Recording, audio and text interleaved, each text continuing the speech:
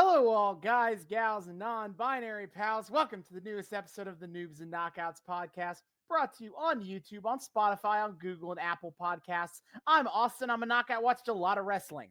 I'm David. I'm a noob. Haven't watched nearly as much wrestling into. Wait.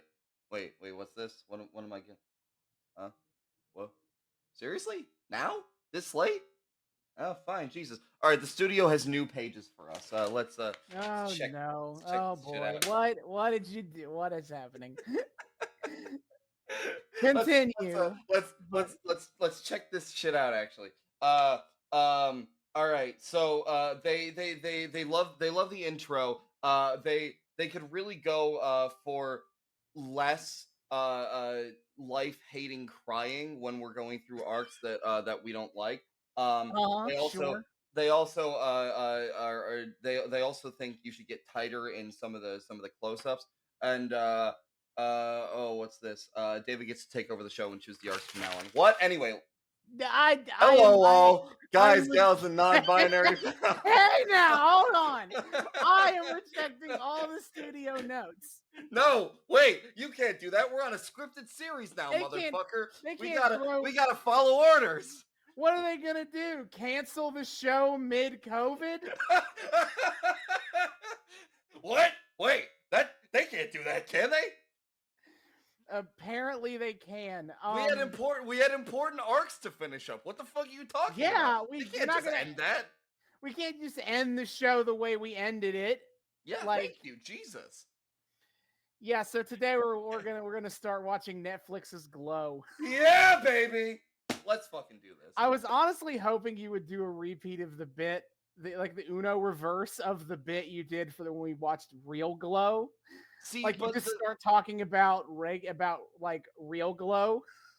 See, but the oh shit, that's fuck. I forgot about that bit. See, Yeah. If there was any Uno reverse I was gonna pull, it would have been like the Muppets episode, since I actually have watched a decent amount of Glow. But also, like, you have also watched a decent amount of Glow. You've watched all of Glow. I watched the whole series. I still have yet to watch the whole series. I'm still only partway through season 2. So like, you still have more credence on this than I do. But I do have background knowledge going in. We're in very unusual territory for David right here. Right. We've done this like twice before. Once with like the Muppets episode, and once with like the AEW women's division episode where we had Elizabeth on, but that was only like my vague knowledge of the women's roster in AEW. So like, you know, still a pretty fresh experience, David actually knowing what the fuck is going on somewhat. Mm-hmm. So today we're on episode 125. And for this occasion, I wanted to do a new and exciting experience on this podcast. And then we couldn't get any of our friends to come on. So I had to go to a different new and exciting experience on this podcast. Wrestling television. Yes. Not like TV wrestling, TV about wrestling. They can do that? I was not aware. Yeah, so like wrestling in Hollywood has kind of been one of those like low-key like things that has always kind of existed in a niche way within the Hollywood industry, which makes sense. It's a popular thing that people know about. Yeah. And it keeps popping up too, right? Yeah, the earliest instance I can think of this is there was an episode of The Munsters where they did a wrestling episode. Really? Yeah. But I will say in general, let's start with that, is I think like maybe peak TV where wrestling is involved might be in sitcoms. So many sitcoms of the 90s had wrestling episodes. Or at the very least, episodes where wrestlers would cameo. I mean, they usually kind of worked at both. Right? They did. I mean, it was wrestler cameos, but they'd also make a whole thing about it. Really? Did they because I know that fucking like King Kong Bundy was on what? Married with Children? Was that it? Yes, because the whole joke The is whole that show was he is named related to the main character Al Bundy. Al Bundy So because they're they like were ha named ha ha after ha him. ha. What, like, was that one? Did he do wrestling in that? All I know is that he was on the show. I don't know if he did wrestling in that. I know obviously Boy Okay. Meets World has the wrestling episode where they do wrestle. They got Vader and shit. That 70s Oh. show had the episode where The Rock plays a fictionalized version of his own dad. Ha! That's funny. He plays Rocky Johnson. Oh shit. And makes a ton of, fourth wall meta jokes about his son. Oh, absolutely. Of course. See, I know there's the Always Sunny episode. They Always Sunny there's the episode. big one, and then they just kept having Roddy Piper come back and which is one of their best side characters is the Maniac, I have to say. There's Sabrina the Teenage Witch, where she had to do a thing and she wrestled daddy ass in like a magical dimension of some sort. Really? Billy Gunn of all people. Yeah. Well, that rules. What other ones can I think of? Those are the big 90s ones I could think of. Fuck. Well, obviously, so in terms of full series, we have Steven Universe had 2 different wrestling episodes. Were those wrestling?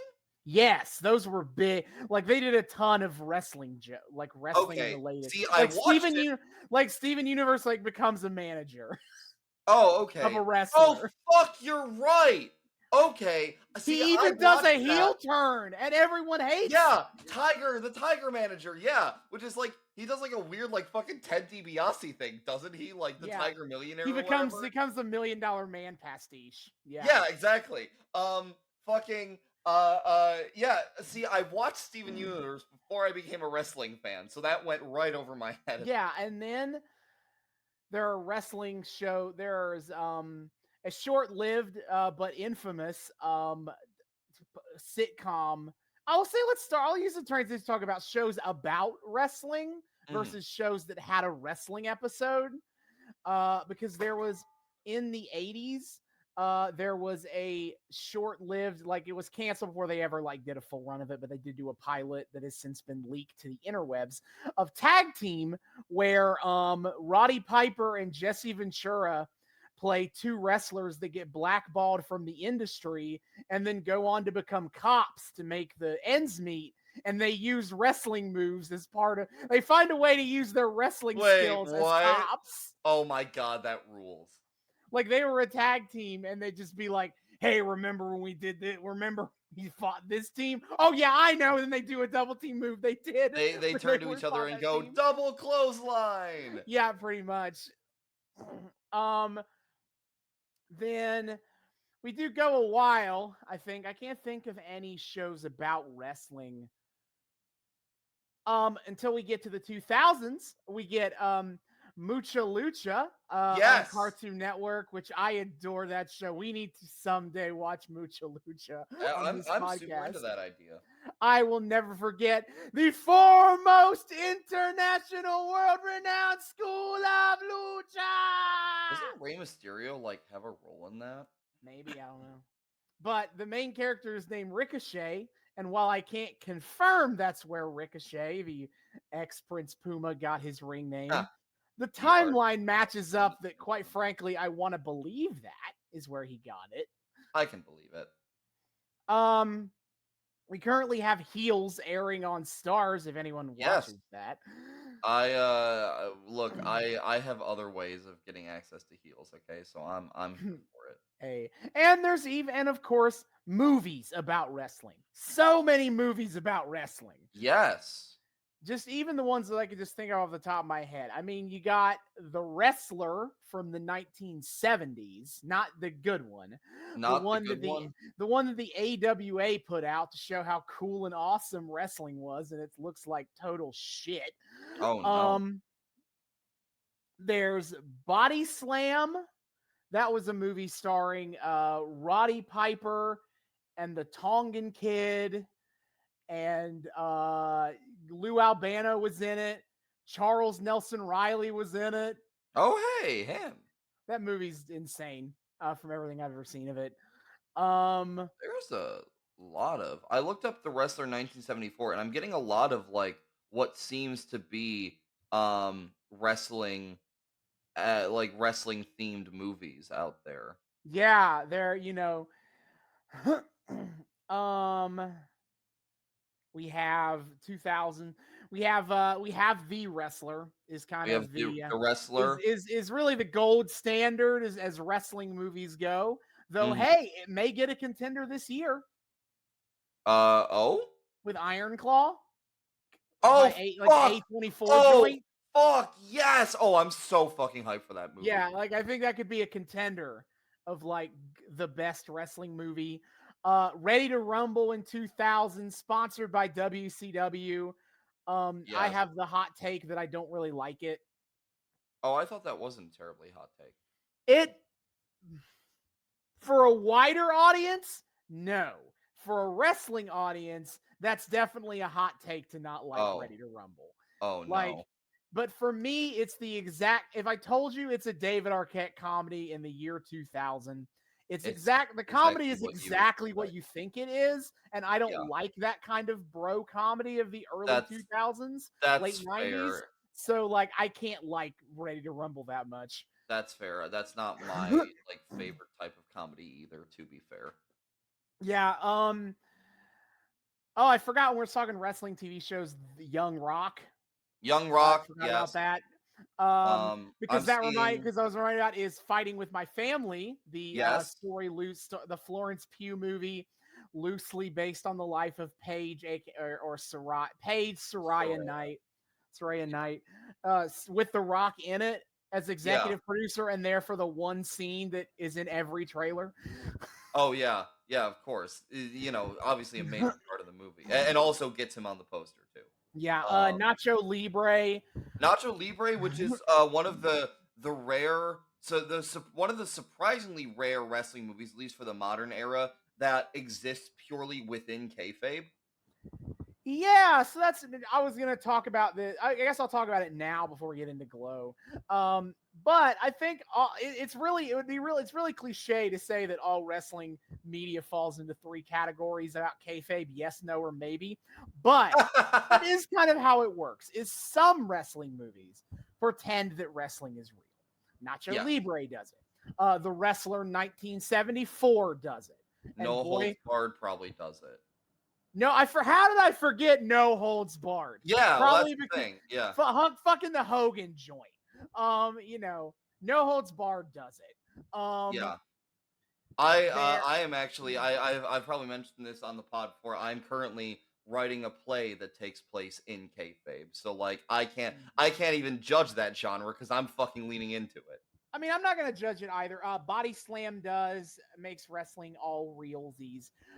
There are shows where they kind of lean towards wrestling not being real, but it's not consistent enough that like it makes sense. And I'll use Ready to Rumble as kind of the peak example of this, of where wrestling is portrayed as fake. A whole joke in the movie is that the two main protagonists are stupid and think it's real because they're two immature man children who don't know that it's fake. However, the action in the movie, even during scenes that are supposed to be like real, do conventional wrestling bullshit like there's a scene where Diamond Dallas Page does a shoot match on Oliver Platt's character, and he does like a monkey flip to Oliver Platt. And it's like, no, that doesn't, like, you couldn't do that in a shoot. Like, so that's what I mean. Is like sometimes they're kind of like iffy on like they'd be like wrestling is fake, but also when the action it looks the same. There's no difference between real wrestling and fake wrestling in terms of the action. Yep. And then there are stories that portray wrestling fully as fake. The Wrestler, and is the biggest example of this. That's fully because the story they're trying to tell is more about because they're trying to tell a story about like how the industry affects the wrestler, Randy the Ram. The wrestling is fake. Sidebar about The Wrestler. Brilliant movie. Love that movie. Depressing fucking movie. It is. it's the peak of wrestling Hollywood media to this point, I would say, but also so sad. It is very sad. But one sidebar, one thing that will eternally crack me up about the wrestler is even like the wrestler can't help but be a little bit tropey in that, the main character's ring name is, Randy the Ram. And then like partway through the movie that we find out that his last name is fucking like Ramzinski or something like that. It's like, okay, dude. Like, God damn it. Even the best can't help but live in the tropes a little bit. You'll love to see it. Yeah. And the show that we're talking about today is also very firmly in that cat. Now that we've covered a not nearly sufficient history. I was gonna say is I was thinking wrestling where wrestling's not fake. I think Fighting with My Family might actually be in that maybe. I've never seen it, but it seems like it.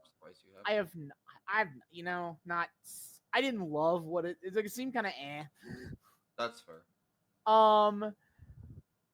But that scene, like from the vibes I got from that movie, it felt like kind of straddling a line between like how real this is and how. And Foxcatcher is about wrestling. I didn't realize. Oh, but maybe it's Olympic wrestling. Yeah, it might be. Yeah. Anyway, Glow. Yes. This is a Netflix show. First season was in 2017. I believe they just I think it just went 2017, 2018. Yes, it did. It went 2017, 2018, 2019. Mm-hmm. I remember when the last season aired because I was living in my last apartment. Yes. During that was that fall of 2019, my last semester at OSU. Yep. And like binging that before binging the that world season shut 3. The fuck down. Yeah. I remember like sitting on my couch and like binging that whole season 3. Yeah. But the show, it's funny because we talked about the potential. We talked about the 2012 Glow documentary, and we talked about, hey, maybe this inspired Netflix's Glow, and it did. Actually. Oh, you got confirmation. Yeah, the series creators, Liz, I so apologize for, I'm gonna probably fuck up some of these names. Liz Flehive, she was a producer and a story editor and writer on Nurse Jackie, as well as a producer and writer for Homeland before Glow, and Carly Mensch, who had she wrote. Let's see. She had written and produced for Weeds, Nurse Jackie, and Orange is the New Black. That's kind of her pedigree there. But they knew of wrestling, and then they actually came across the 2012 Glow documentary. It was on Netflix for a time. And they were really enthralled by the story and wanted to kind of do a fictionalized version of it. Okay. That's actually really sick. Yeah, and so they did a thing with the Rolling Stones, and they talked about how they really loved the premise of it, and they wanted to produce a fictionalized version of it. And they talked about, and these are kind of some themes and ideas that I at least want, like, before we go into this, I want to like put out there in the front that this is what they were trying to do. Okay. This is a quote from the Wikipedia page summarizing something from the Rolling Stone article they did about the show. They found the storyline intriguing as a way of exploring the aftermath of the 1970s women's liberation movement, with Flahive telling Rolling Stone who wanted to look back on the 70s coming out of the women's movement and into the 80s and ask the question, did it work? Did things get better? To this end, it was important for the series to maintain a tension between whether the league was exploiting women or empowering them. Oh, okay. I mean, I have... And as someone who's seen the entire series, I very much get that, like, tension of, like, how much is this exploitive? How much is this empowering? And, yes. And how is it kind of both in the full series, having watched even as someone who's seen only, like, part of it all the way through, like, yeah, that I've never noticed that before, but that does lay at the base of all of this. That is the underlying dramatic tension, is the fight for dignity within Glow. Holy shit. Fuck, Yeah. so brilliant. God, this series is so good. Yeah, so they, they kind of we'll talk a little bit about how they changed the premise, probably more in the back half, because I want to like save that for when we're talking about the show. But there were people involved in the original Glow, or at least a few people who were part of the show. The big name is Ursula Hayden, who was the owner of the Glow company at this point, and more specifically was the original Babe the farmer's daughter on the original Glow. Oh, yes. She was then owner of the Glow company, and so she served as a consultant to the series and helped them kind of create the show. And Chavo Guerrero served as a series consultant and helped kind of train the actresses. And that's significant because his uncle Mando Guerrero, as we talked about before, he served the exact same role for the original series. Yes, which is so wild, but so like sick.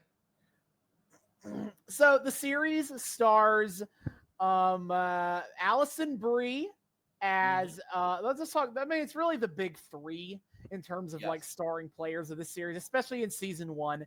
It's Allison Brie as Ruth, Betty Gilpin as Debbie, and Marc Meron as Sam Sylvia. Oh my god. Don't want to get too deep into who those characters are yet, because again, we are going to talk about the episode that will establish them soon enough. But those are the big main 3 stars, and honestly, had never really known much about any of them before I watched Glow. I watched Glow as it aired, all 3 seasons. Because in the internet wrestling community, people were going crazy for Glow. It was a big Netflix joint. I would still hold it as one of Netflix's finest of original series, and certainly up there among like wrestling related Hollywood content, like top tier among that. 100%. But I had never watched anything that Allison Brie had been in 2017. I never watched Mad Men, never watched Community, never watched BoJack Horseman. I've since watched the latter 2 of those. Hey. Betty Gilpin, I know even less about her, actually. Yeah. She starred in Nurse Jackie, which actually makes sense now where the connection with Glow. Her, the series where she comes from there. All I know, the thing I know about her outside of that is like she was like this last year in a movie about like a badass nun. And she was the badass nun. Oh, Mrs. Davis! Holy shit! Yeah, that's her. I see ads for that because it's on Peacock. Yeah, but like because she is like in the nun's nun habit. wear, I can never tell that's her. It took me a second, but I remember seeing the trailer once and like toward the end being like, "Wait, hold the fuck up! I know that face! Oh." I honestly thought it was Nicole Kidman at first, and then I looked it up. I'm like, "Oh, never mind." No. And then Marc Meron, he's been a long time stand-up comedian throughout the 90s and the 2000s. That's something I learned about him is that he usually does stand-up, which is wild. Yeah, and played it so well. Dude was on like all the shows of all the late night comedy shows of that era. He's been on at least like once. And he has his podcast, WTF with Marc Meron. Dude, he seems like really based IRL. I quite like what I've seen of him. He's like a cool dude. Yeah. And he does actually really like wrestling. He's had multiple episodes of his podcast where he is a wrestling fan. Oh, shit. I think everyone on the show kind of gained an appreciation for wrestling through doing the show. That's the sense I get from listening to interviews about it. Okay. But like Meron is like, dude actually knows his stuff. Meron's a full ass Mark. Yeah. That's awesome. And so, the series, I was just saying, I watched it as it aired.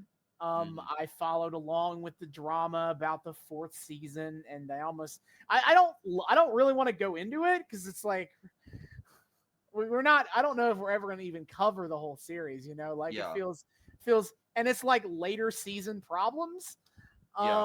Really. But the series, it was kind of up in the air. They were going to cancel it. And then, Oh, I think there was like a lot of rumors it was going to be canceled, but then in September 2019 they did renew it. Yep. But then the COVID happened. The COVID-ing. The corona Yeah. happened. And eventually in October 2020, Netflix decided to reverse the decision on it and just cancel the show That's such from bullshit. I still production. can't believe they did that. And I Netflix. I hate that because Yeah. I think that first of all it's shitty that they're just like, fuck you, we're gonna cancel the show a year after we promised we were gonna bring it back. Yep. We already renewed it, but also I feel like I joked about it in the intro, but I ended season 3. My feelings on each season are like progressively a little bit worse every time. Like season 1 I think is a masterpiece. Season 2 is really good, but in my mind in some places lacked focus, and then season 3 doubled down on my feelings of it lacking focus. But I felt like they ended on a really interesting point at the end of season 3. And I was really invested in like where these characters go from here. Yep. And it felt like they had one more season in them. Yeah, exactly. It felt like the story had one more season to go. And then we'll never know now. Now we'll never know. Yep. So yeah, David, how about you talk about your time with Glow? Yeah, out of other things to talk about. Well, the thing for me is like I knew that you liked Glow. And it was always one that was generally on my radar. And I think honestly what got me to watch is that Kyle put it on our like piracy server or whatever. And it was this was like I had watched The Wrestler, but other than that, this was kind of like my first big experience with like wrestling media about the industry in a way that is like, shoot. Again, I had watched The Wrestler, so that was kind of like my first big one. But like Glow is the one that like has really stuck with me. Wrestler is a deeply depressing masterpiece, an insane showcase from fuck, now I can't remember who is the actor. Mickey Rourke. Mickey Rourke. Yeah, tremendous fucking showcase from Mickey Rourke. And but like, man, it's a tough watch. Glow is I loved. Again, it's kind of like your typical prestige dramedy essentially, but I like the way it manages to infuse both levity and gravity to a tremendous balance. You never feel as though the show's like tonally whiplashing. Like BoJack Horseman is a show that does a bit of tonal whiplash, and like that's on purpose, but like holy shit. The whip between comedy and drama is so like it's so fucked sometimes. To bring in another Allison Brie joint. But Glow feels really, really real in a way that's very distinct from The Wrestler. It doesn't feel like it's trying to force its hand on one genre or other. It feels like, even though it's obviously like, dramatizing and fictionalizing, and it's more like an homage to the original Glow than it is like a straight retelling of how it came to be. It feels it what really appealed to me about it is how like mired in reality it is. It doesn't without like dragging you down. It almost feels like a sort of like slice of life, except for a bunch of lady wrestlers. And that's the thing. It's a tremendous ensemble piece. And whereas The Wrestler is this giant like dirge on how much it fucking sucks to work for the industry, Glow, as you mentioned earlier, has this tremendous through line about this group of women who come from all walks of life trying to find dignity within this thing that they are trailblazing, but what they're trailblazing is something that is inherently exploitative, and it's them trying to find their own power within it.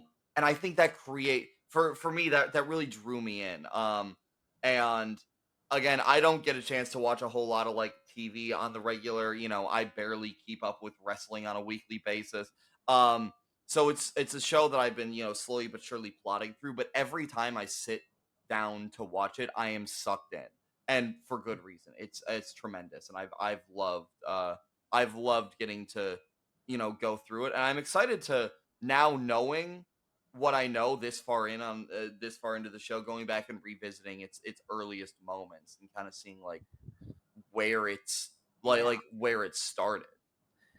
I think I've watched the first couple seasons a couple of times. I think Yeah. I've only watched the third season the once, and Okay. I think that I think that says something. But the first season, I said I adore it. I've watched it multiple times. I'm kind of interested to kind of dig into it on this like podcaster trying to do a review kind of way of looking at the analysis of the show instead of just being like show good. Yeah. Yeah, to really talk about it from our lens as wrestling critics. Yeah. Which is a weird thing to say we are, but that is effectively kind of what we are. Yeah, For like yeah. I want to kind of touch on before we like send us off to the end of the front half here. I do want to touch on like the how it's different, like the sense that it is different. That it's not a fictionalized retelling of Glow. It kind of doesn't even try to be. Like it doesn't even follow the show doesn't really try to follow the story of Glow in any meaningful sense. No. Like It's an homage. It takes the kind of aesthetic. It takes the idea of like, we're starting a women's wrestling show in the 80s. We're going to audition actresses to play the characters instead of like finding established wrestling talent. Yeah. And it will be a cult hit. It kind of, other than that, and I mean, people, and also too, like every single like wrestler character they create in the show has a 1-to-1 with an actual well, either 1-to-1 or like is an amalgamation. Like Zoya, Liberty Bell, Machu Picchu, a whole bunch of them are either directly linked or have like or like an amalgamation or send up of an idea that's happening. A little bit. They don't fill the same roles within the show, though. I think is the important part is neither in terms of like their show characters or their IRL or like the IRL. Well, especially not the IRL version. And that I just want to bring it up is because like that was a mild controversy when the show came out. Not obviously not with the larger audience because they don't give a shit.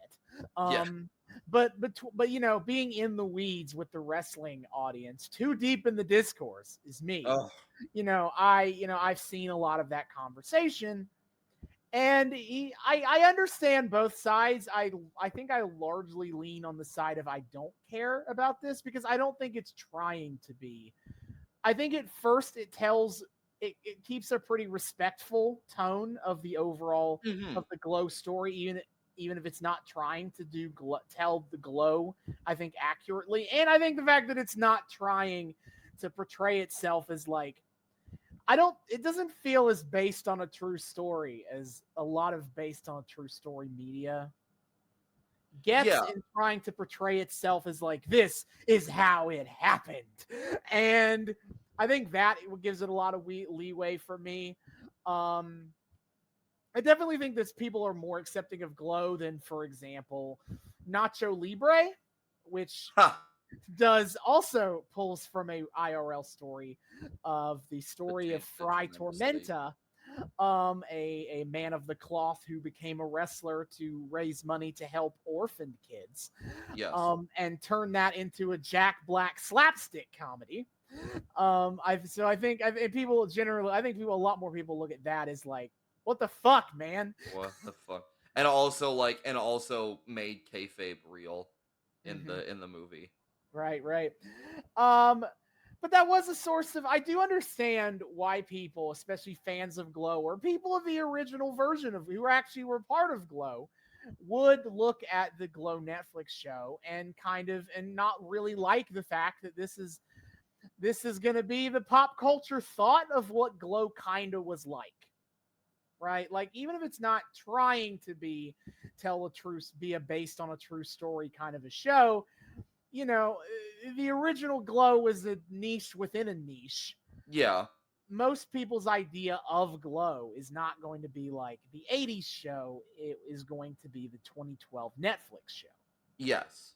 Although I will say two things on that front. First of all, while it is not remotely like the actual story of how it went down, having watched a few episodes of the actual Glow show, I gotta say what Netflix Glow represents to be like the actual Glow show in universe is not terribly far off No, from what we were I don't. given.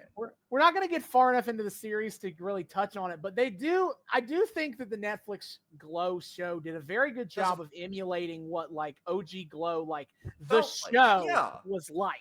Yeah, like again, constant back and forth skits, match, yeah, never stop for anything. Legitimately, like having watched it, I don't think it's accurate to say like it doesn't do a good job of portraying what Glow was. And second of all, I feel like I understand where that critique's coming from, but I frankly feel like that's missing the forest for the trees. And this is my own bias as an artist and as a consumer of art, but I am someone who highly values the power of using a framework for adaptation and for the communication of themes. Glow is that to a T, and I think that's one of the reasons I really like it. Is it uses the idea that there was this thing, IRL Glow, that was a very kitschy ladies wrestling promotion, ladies only wrestling promotion that it gained its own little cult following. I think it uses that framework to tell that very interesting underlying thematic story, and I think that's what's important. And again, everybody's baggage is different coming into this, again, especially the people who worked on Glow originally or were like the original fans of the actual Glow. But I feel like it would be inaccurate to call this a disservice to the original, even if it has all these, even if it's not meant to be like the most factually accurate version of it. Because it's examining the impact that Glow had within its own little community on the culture and examining broader what it means to partake in an industry like this.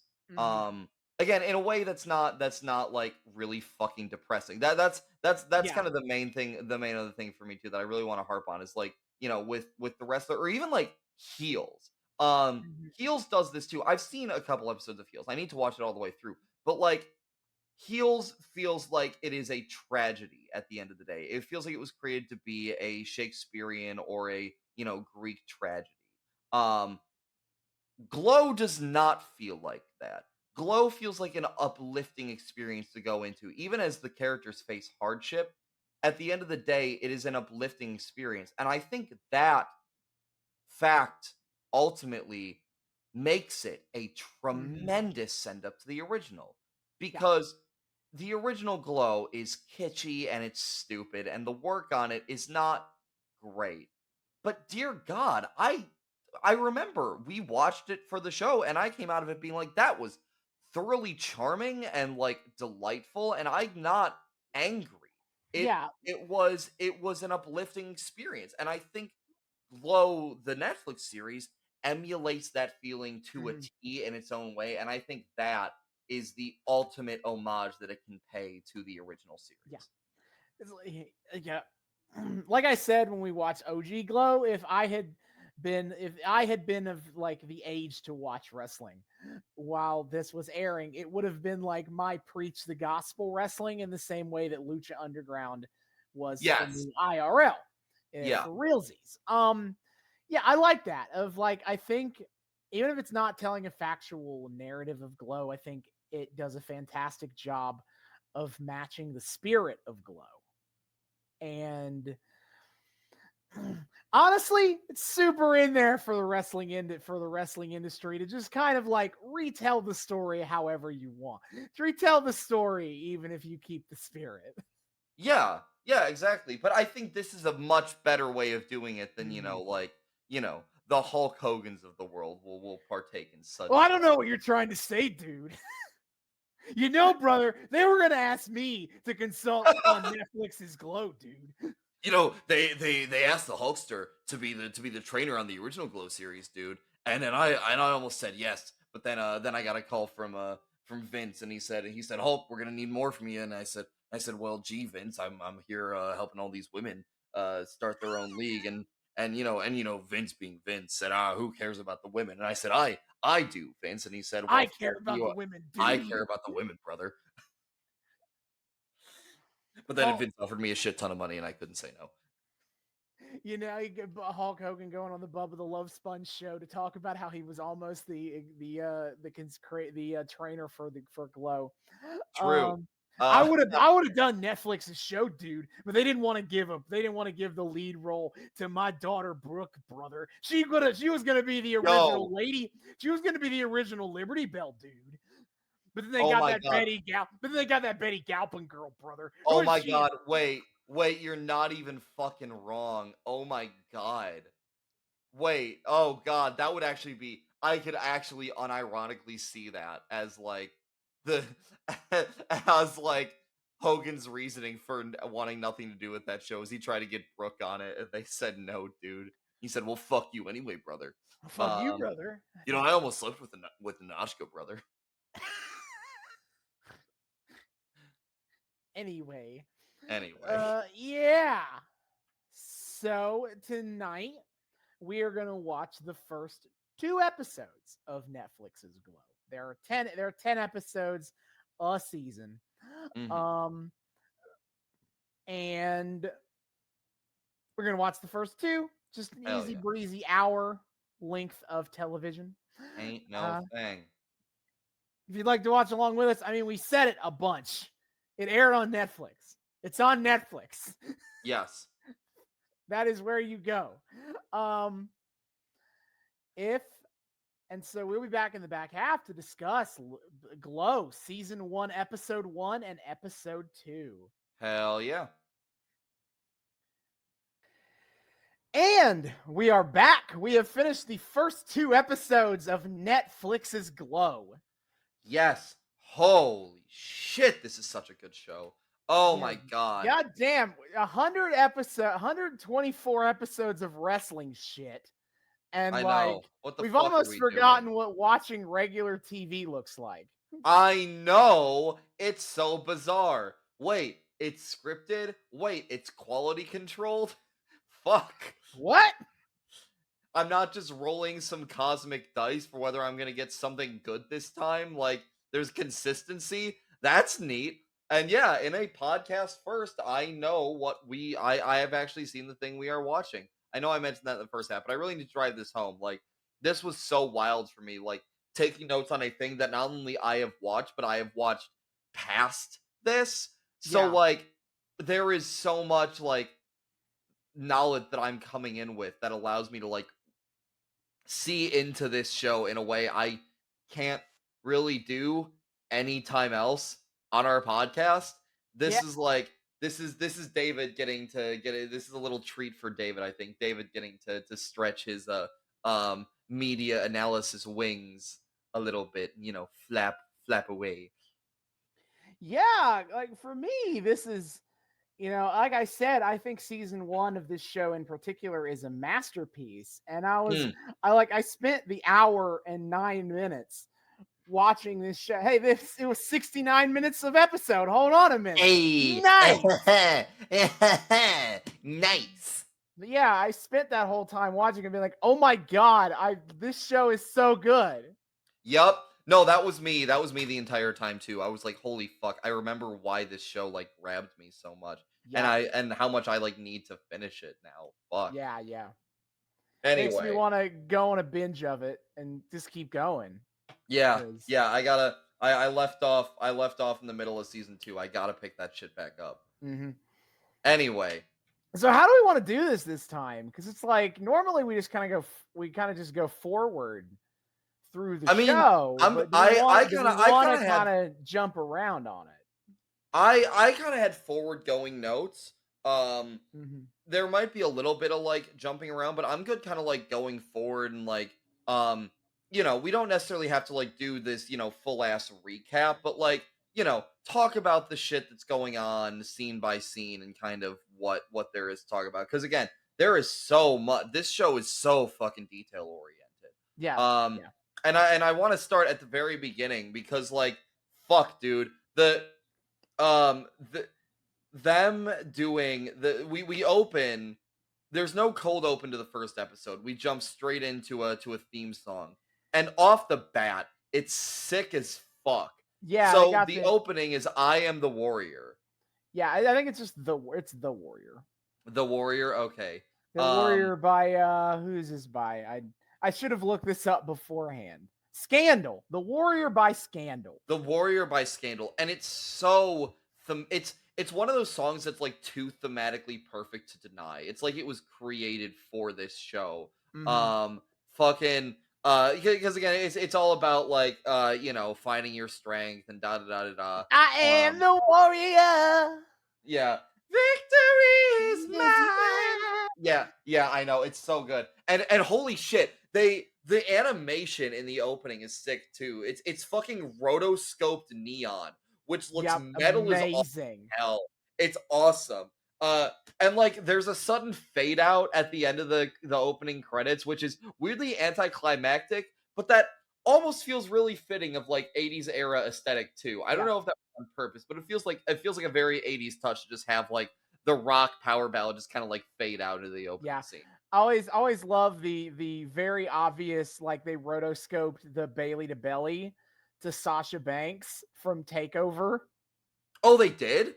I mean, it's the same exact motion, but like you see the Bailey to Belly. Know that. You see you get to see the Bailey to Belly, and the cell looks exactly like how Sasha sells it, like the way the way that Sasha kicks her feet up and gets all ragdolls hard. So they weren't rotoscoping at least entirely original footage. They were rotoscoping pre-existing shit. Yeah, I don't think it was all original footage. If they had someone do that, then they had someone like recreate that shot. That's so wild, but I love that's brilliant actually. Like fuck, this show is set up as a tribute to like lady wrestling from the get-go. That's so fucking cool. So we open the show with our protagonist Ruth, played brilliantly by Alison Brie. Yep. I called it the trailer monologue because they put this in the trailer. They put this monologue in the trailer. This sounds about right. I can see them like playing clips of it and then like cutting to like these clips of like them doing in-ring work and shit. Oh, I can so see that. So we open with our protagonist. She's giving a monologue. At one point in the monologue, there's a line about there are bad guys. There are bad guys. Hey yo, and we're the good guys. And we're the good guys. God damn it. But yes. No, it's part of this like it's like she's reading this part as like corporate executive. Yeah. Who like it's like a classic 80s character. And we find out she's auditioning for a part. Right. And then the casting director clears her throat at the end, and she's like, or Alison Brie, Ruth goes, I just want to thank you so much for bringing me in for this. There aren't parts written like this for women these days. Mm-hmm. And the casting director goes, yeah, you read the man's part, and then Alison Brie has to like owie, and then her line, like, and the actual line is, sir, your wife is on line 2. Yeah. So off the bat, I want to talk about like the detail orientation in this show. Okay, this scene from the get-go is a brilliant example of thematic setup.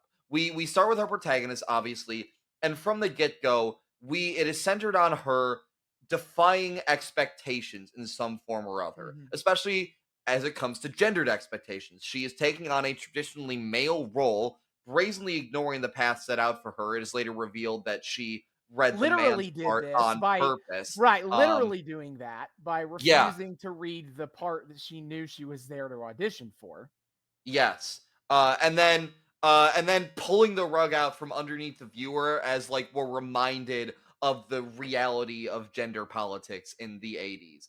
Yeah, this like we talk like we brought up in the front half this theme of like this show's ability to empower, like the in-universe glow being Yes. empowering, and I think and they do a fantastic job of setting up Well, again, on both sides, and we will get empowering and exploitation. on both sides, and we will get to Debbie in a second later. Yes, right yes. about this.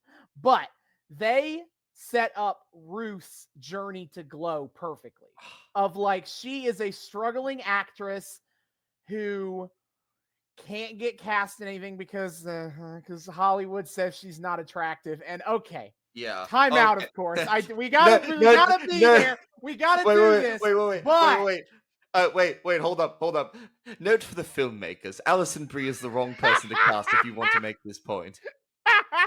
But yeah, I don't know how much experience Alison Brie had in the real world with this kind of thing. Maybe she did, and maybe she didn't. But it's always funny to me. Like, and I'm not saying that you can never tell a story about a girl who is considered not necessarily conventionally gorgeous, but it's always so funny how Hollywood's base standards for attractiveness means that these parts are always played by people who are attractive. Like, well, yeah, the idea that Alison Brie is puffy, not she's puffy, her hair is puffy and brunette, so that makes her not right. hot, actually. Like, the idea that Alison Brie is not, definitely, no debates, attractive is hilarious. It's always hilarious when that happens. Yeah, I know. Fuck. But yeah, so brilliant brilliant thematic setup from the get-go. And I think also is I think that, you know, is that it's like not only is I think it's like I think her struggles in Hollywood do come from twofold. Obviously, it's this like idea that she doesn't fit Hollywood beauty standards, but also she like takes no shit. She doesn't want these stupid bit parts. Like if this is the kind of role that like she is fighting to have something significant, even if that means she doesn't get work at all.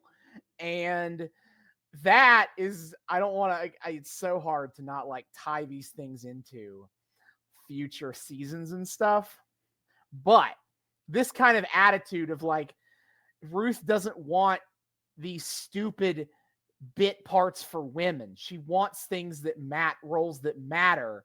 That carries forward in her relationship with Glow, and the possibilities of what happens without Glow. Yes. 100%. And it stands in delightful contrast, as you said, to Debbie, who we'll get to in a minute. As the plot moves forward, we see Ruth in the bathroom, and then she decides to. So she's in the bathroom. She's also, honestly, if I had to pick a third reason why she can't get success in Hollywood right now, is it's because she's a little bit too intense. Oh, she's a little too intense. 100%. Like she like hangs out in the fucking bathroom in this place for an hour, waiting for the casting director to come back in, go into the bathroom so she can accost her in the stall.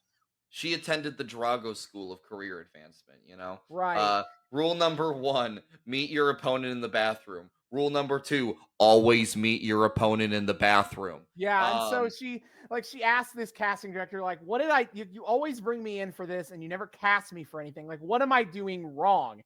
And the casting director's like, I bring you in because every director is like, give me something different. Give me someone who's real. And then I bring you in so that they realize they don't actually want what they think they want.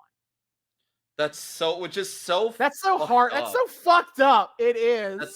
that's really fucked up on a number of levels. Like, um, the complacency almost. Mhm. It's kind of showing the complacency of the mainstream, even of women in the mainstream, of just being like, "Yep, no, that's how it is. That's what we do Yeah, with it," and it kind of leads to this callousness even toward like other women. Um, right. really, yeah. Again, the little And details in then the after dialogue. that, she offers her porn. Like, Yeah, well, so she I love this line. I do she kind of sheepishly goes, "I do cast some experimental projects on the side," which what an oddly specific side hustle. How yeah. does one get into the field of experimental projects casting? Like what do you have to do? What do you need to go to school for? How do you apply to be an How do experiment? you get in? How do you get into like the porn casting world? Like Yeah. casting director for But it pornography. Like didn't how the way she made it where's sound where wasn't how does your career path go for that?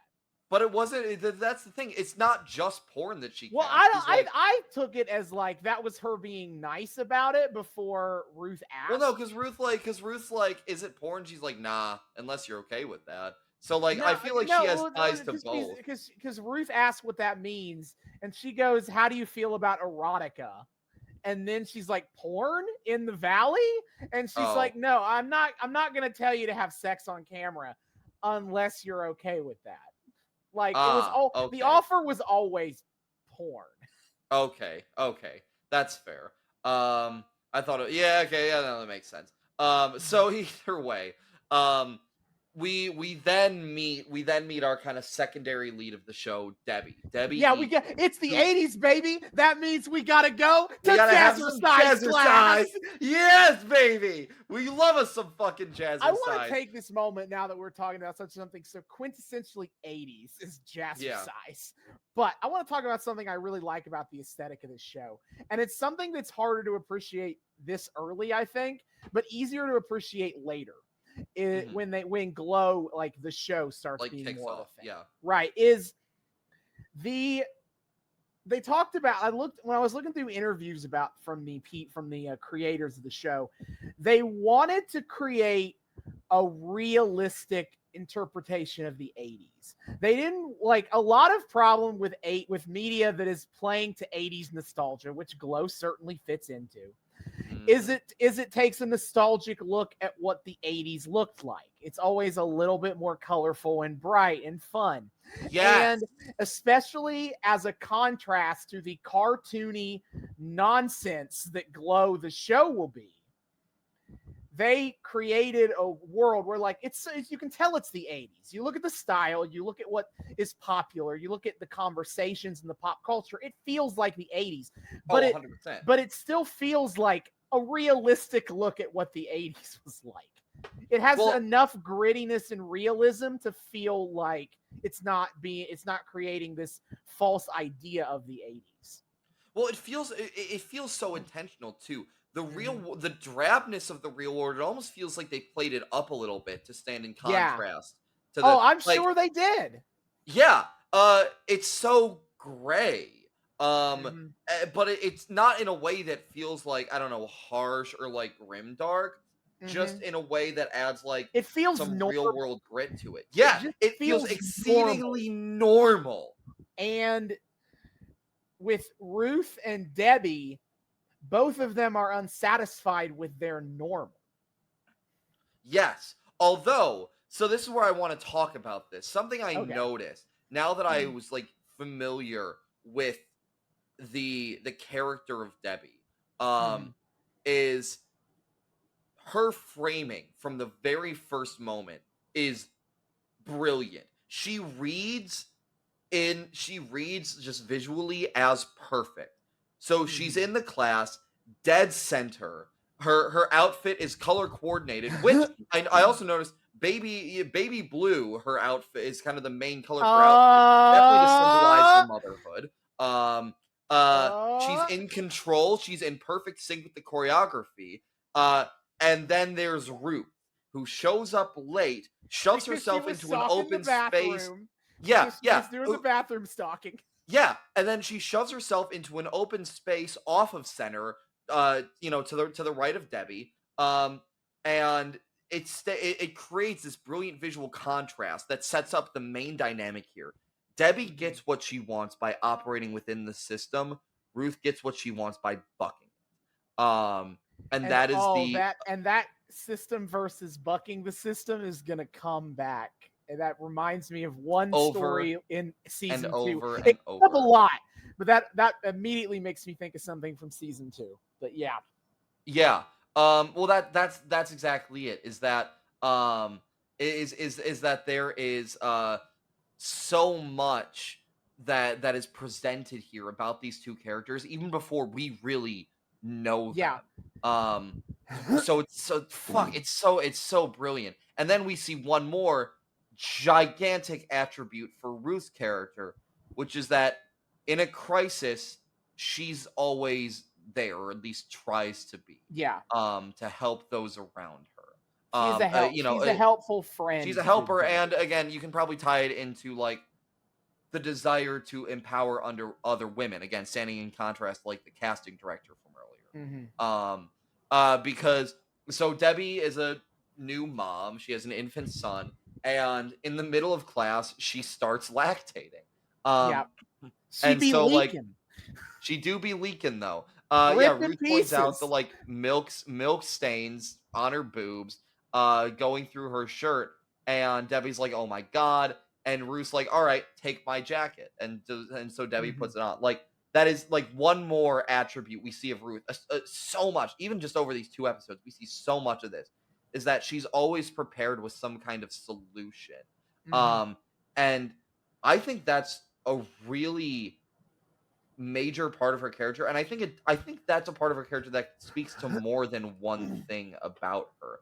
I honestly need to think more on like all the ways it speaks to her character, because it's a little bit of altruism, but it's also even more than that too. Like fuck.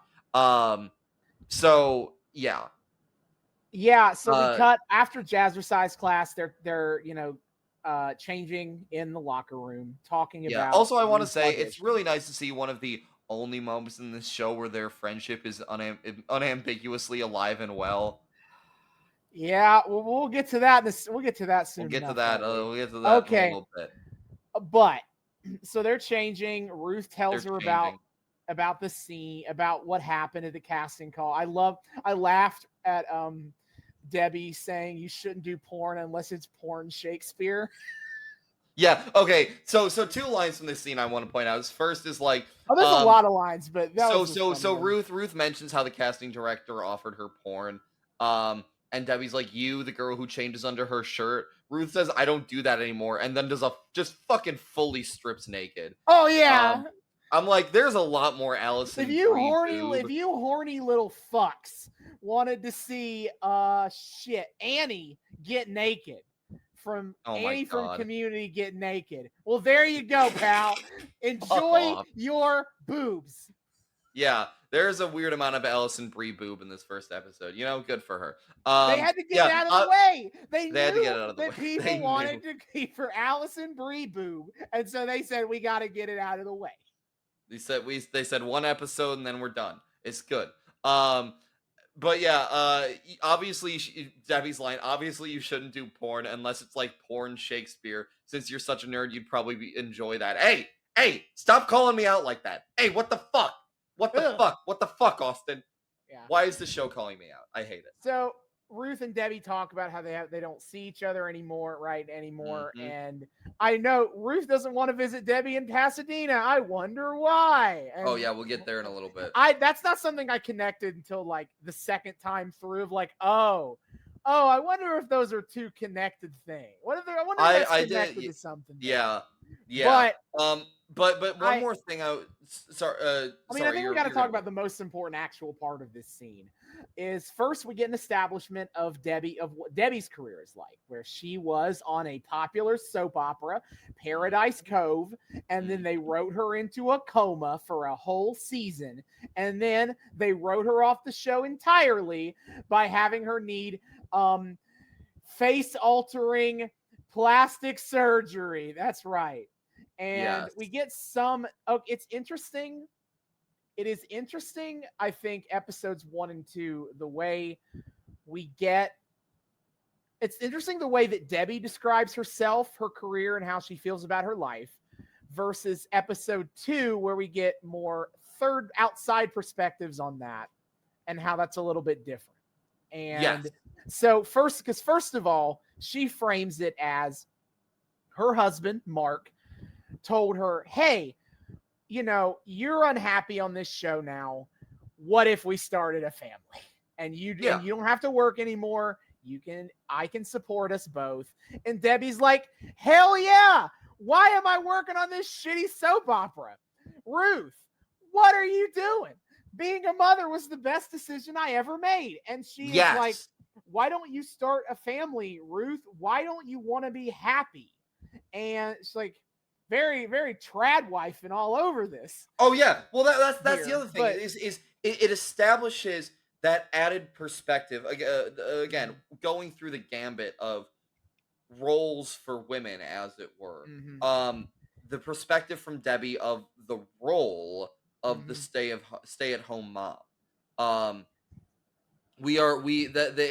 That's again what's so interesting is the contrast between Debbie and Ruth here, of like, Debbie living, what seems like the trad wife dream, Ruth being the driven career woman, even though she can't get a job.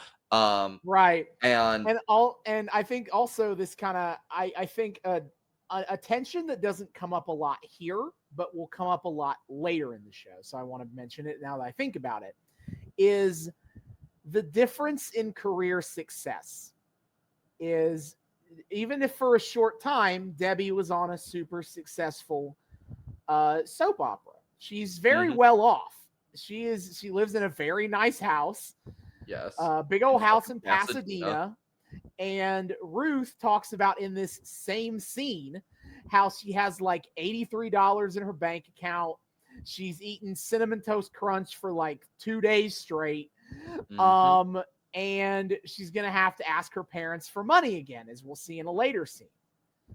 And this tension of like, in Ruth's eyes, Debbie has at least gotten some of the success that Ruth has always wanted for herself. And that will be a tension that comes back later as the series progresses. Yeah, and although honestly, it is nodded at in the next episode too. Yeah, it's even. I honestly think it partially sets up when we'll get to the sex scene, and I think there's something from that even then shows this kind of tension between this, like the career trajectories have created a divide between Ruth and Debbie. But after that, though, we cut to Ruth's rinky-dink apartment, and she flops on her bed, just miserable for the day. But she kills a random bug, which mood. Yeah. But she gets a call from the casting director, and the casting director says, I'm not running this one, but I heard about this audition that's looking for unconventional girls, and again, I wanted to send this your way, and never jump me in the bathroom again. Or I'll get you fucking blacklisted. Right. Which is hilarious. Yeah. So we then go the next day, and it's the casting call for Glow in the gym. Glow. They all meet in this giant fucking like gymnasium. Warehouse gym. Dingy fucking warehouse gym. A wrestling ring set up in the middle. Ruth is making conversation with some of the people around her. She makes sure to mention, it's not porn, just so you know. Make sure you know that. Something I always double check at an audition is whether or not it's porn. I gotta quickly look up. I'm gonna quickly pull up the cast just so I get character names. Not every character that is named in the show was named in this episode, so I actually did get most character names. I got all the ones for the people who they named, but I did note the future Britannica closes her shirt when Ruth says this. She's wearing like a button up, and it was open, and her bra was kind of showing underneath. And Ruth says it's not porn, and she starts buttoning it back up. It's just great. I love the part of the scene where Ruth looks over at Sheila, who is dressed like a wolf, and in fact, her gimmick is that's unfair. She's dressed like a fucking like Victorian ghost girl, but she identifies as a wolf. She identifies as a wolf. That is unironically what that is about. Unironically identifies. But they look over at her, and Artie, who is the Indian girl, if you didn't know that, is Artie. Yes, yeah. And Artie. she's like, I didn't know we were supposed to wear costumes. That was great. Anyway, Sam walks. Marc Meron, my favorite Sylvia character on walks this fucking show, walks in having just done a line of coke, having just fucking, snorted a line. He's sniffing his nose because he just bumped. I love this character. I apologize. It feels a little slimy to say that in a show that is so like focused on the women, that my favorite character is like, the dude. But like, fuck, I love Not this just character. The dude, the like skeevy exploitation director. Skeevy exploitation, sexploitation director, dude. I'm sorry. I fucking love this character with every fiber of my being. Have you considered that Sam is fucking hilarious? Wait, have you considered that Marc Meron turns in... Marc Meron is the wrestler. Sorry, fuck, yeah. Shit. Marc Meron is the actor. Have you considered that Marc Meron turns in a performance that's worthy of, like, all of the Emmys? Like, yep. my fucking man just does stand-up for a living and then comes in and gives this, like, brilliant, nuanced, like, all too realistic fucking performance. This is fucking goals as an actor for me, I have to say. Yeah. He says this is wrestling. Someone asks like Hulk Hogan, and he says if one of you turns out to be Hulk Hogan, because Artie is like someone who knows what wrestling is. Who knows wrestling. And he goes, if one of you turns out to be Hulk Hogan, I've hit the fucking jackpot. Careful what you wish for, dipshit. Well, let me tell you something, dude. Let me tell you something. Debbie's like, let me tell you something, brother. They wanted to bring me in to consult on Glow, dude. I can see it. Anyway, yeah, so, Sam, I love the way Sam, you can immediately tell what kind of director this guy is in his career. Actually, I love the way the scene sets this up. Like, he comes in callous. First, he has a history with one of the people there, Cherry Bang, who was a stunt double with him on movies he'd done before. And she's like, this is another one of your trashy vampire movies. But also the way he describes the wrestling, right? Mm-hmm. Like, he's like, this is wrestling, lady wrestling, girl on girl. But then he is like describing the moves they're going to do. And he's like, so, tit grabs, cunt punches, strinky dinks, strinky dinks. Yeah, we get from the start, and we keep getting enforced. Sam's entire motivating force as like a director, his muse is female like sexuality and the female like psyche, but like, and also being offensive. Also being offensive. Also being offensive, and through like the most male lens of them all. We don't even get to the third episode where we get his vision for Glow. Dude, oh my god. I almost wish we had gotten the third episode just so we could talk about what the fuck that was.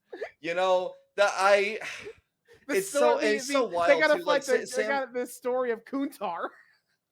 I fucking love Kuntar, dude. Iconic. I wish Glow had been about Kuntar, honestly. Anyway, back to this.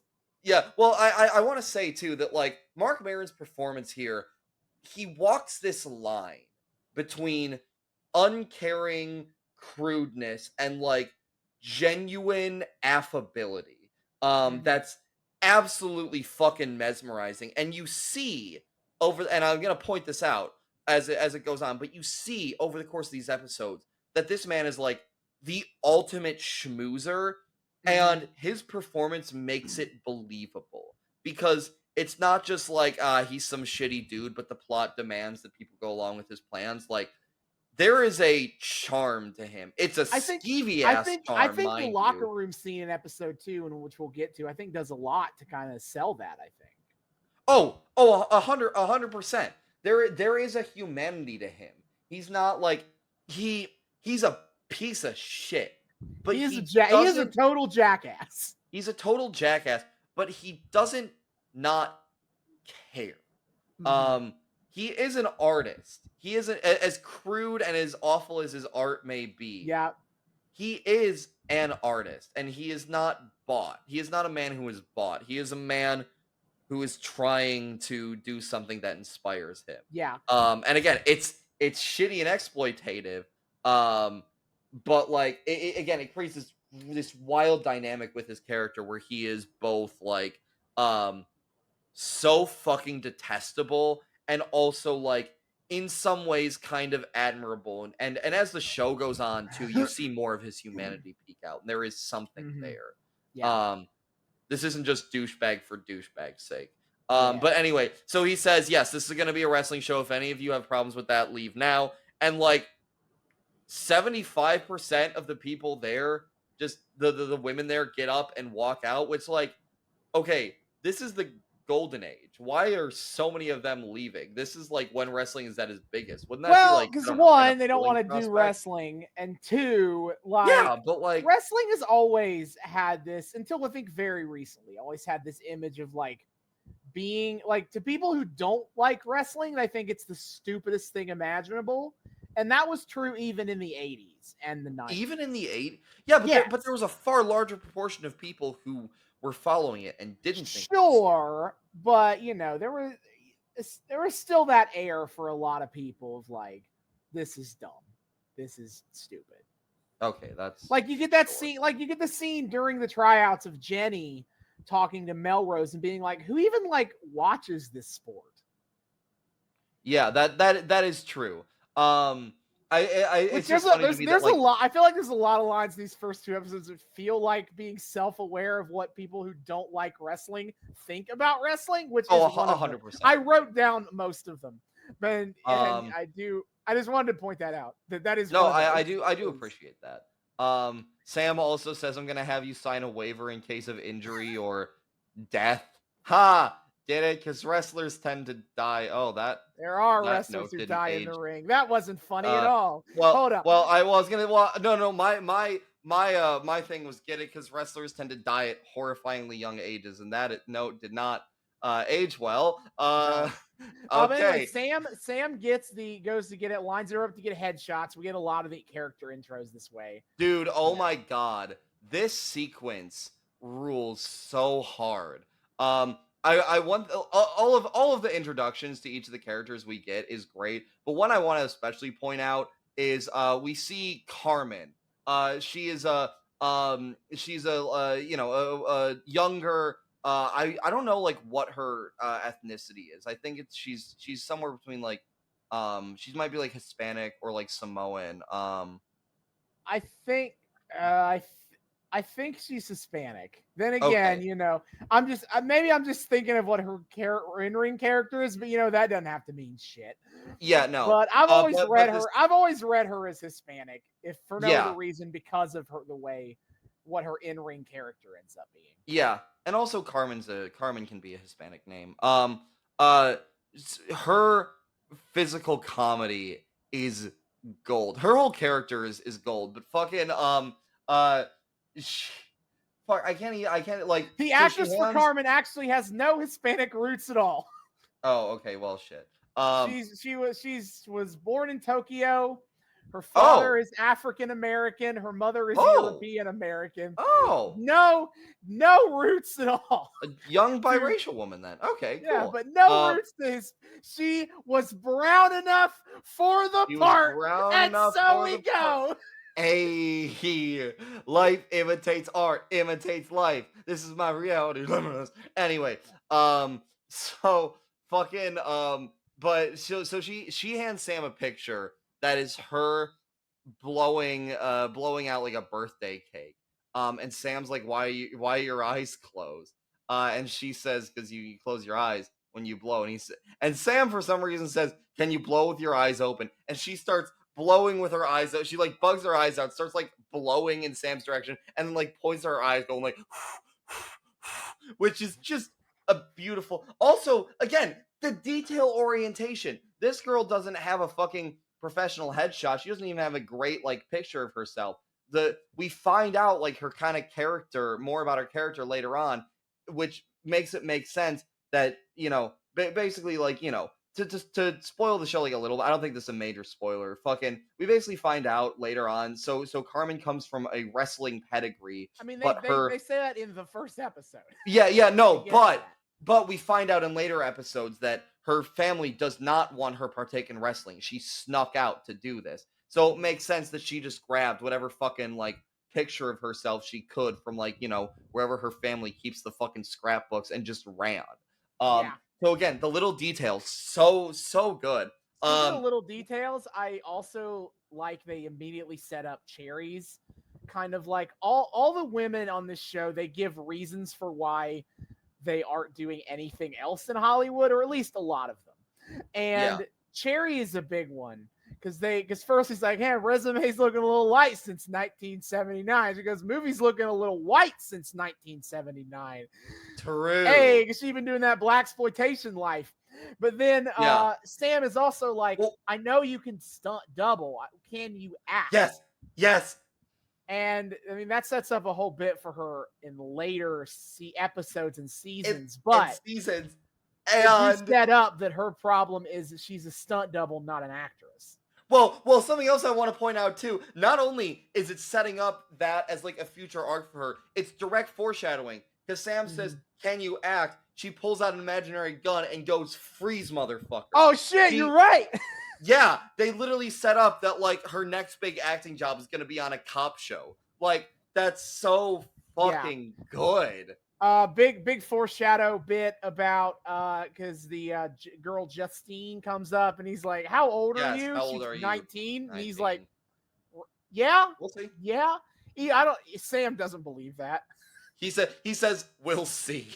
Yeah, we'll see. Yes, you will, Sam. Yes, you will. Yes, you will. Anyway, the big scene here is the one he gets with Ruth. Because he's like, he gets her headshot.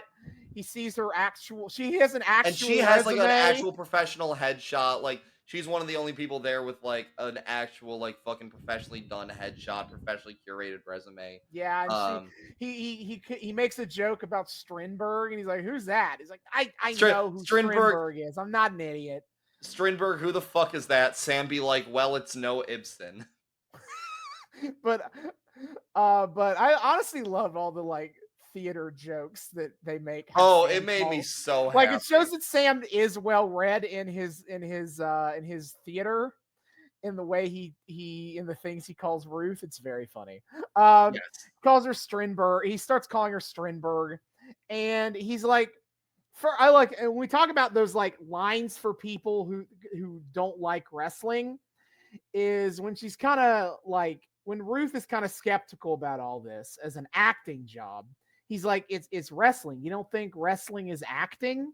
And she's like, no, not really. I mean, and then she's like, so I'm confused. Are you hiring actors to play wrestlers, or are we the wrestlers? And he goes, and he says yes.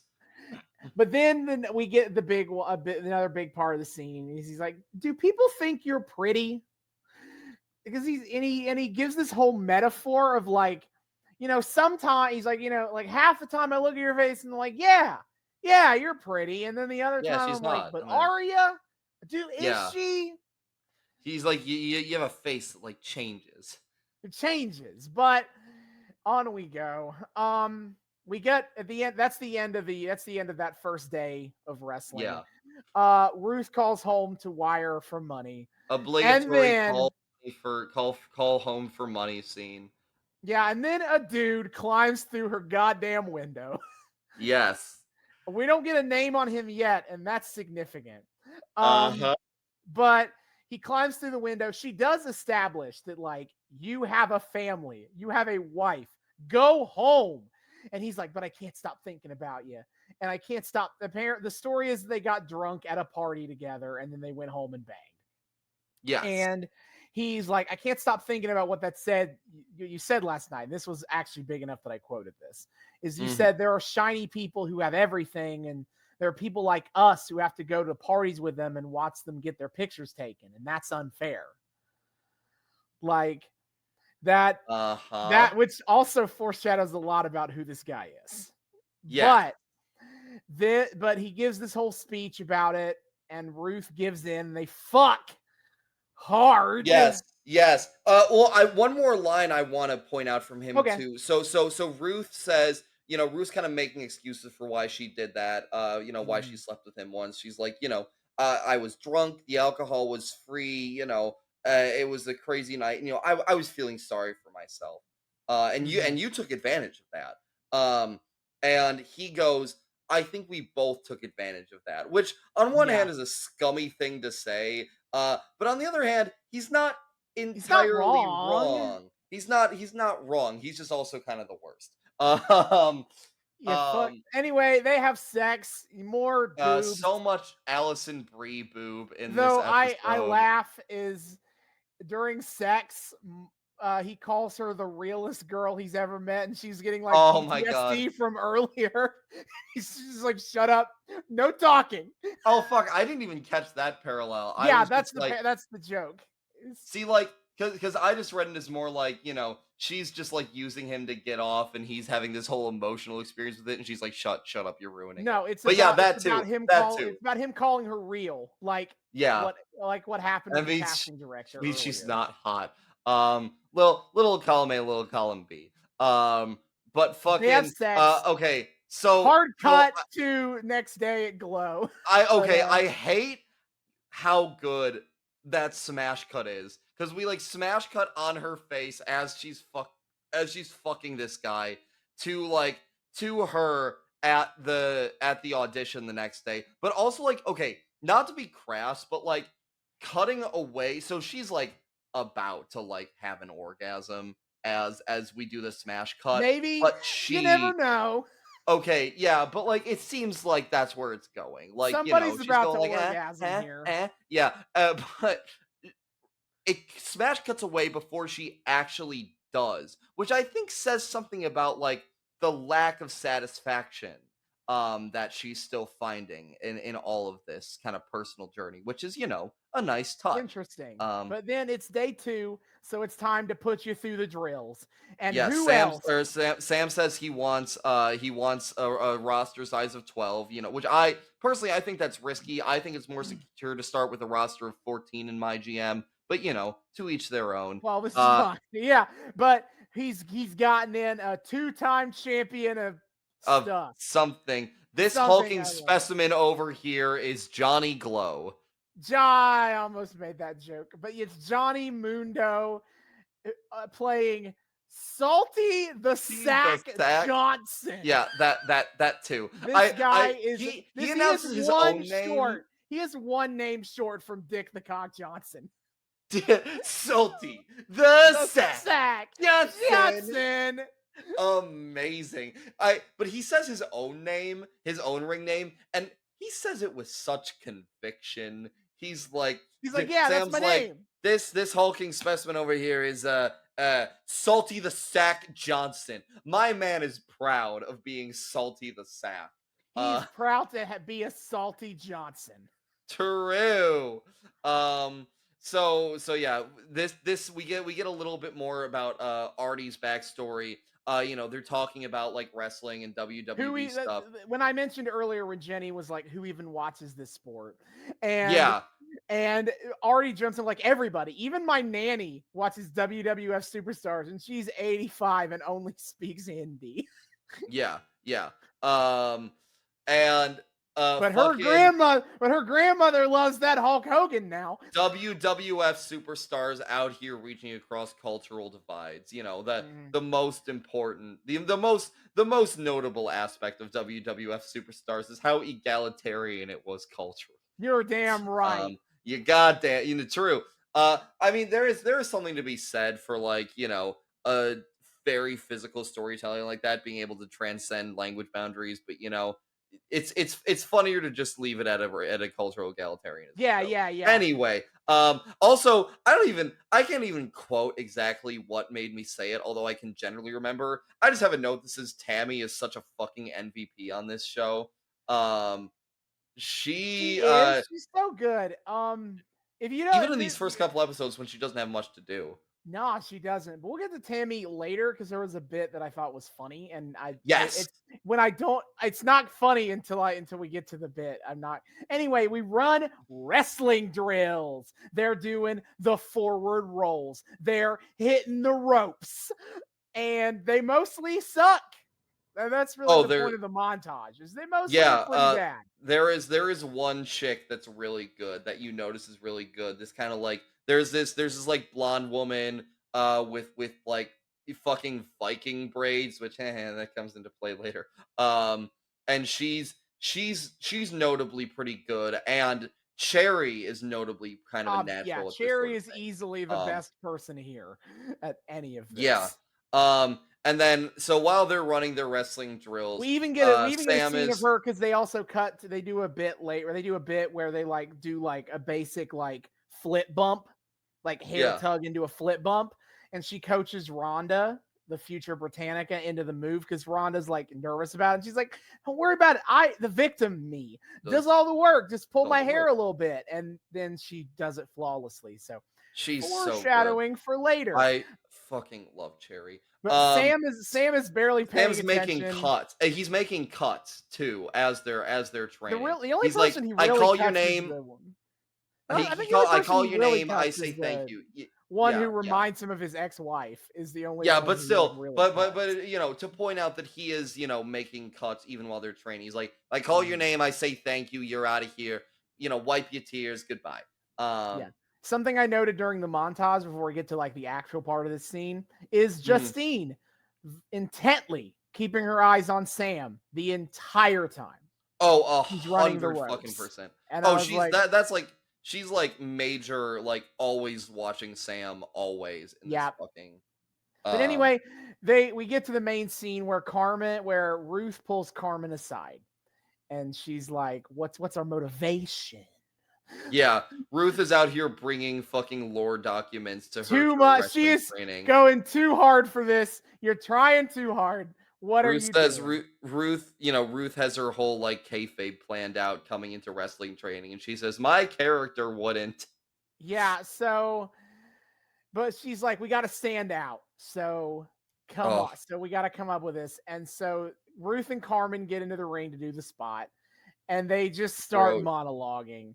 They set up this bullshit of like Ruth is a thief who has stolen bread to feed her family, but I also want to point out too that while we see them planning this on the side, Ruth says, "Trust me, I'm an actress. I know what I'm doing," which that is the worst advice to ever take.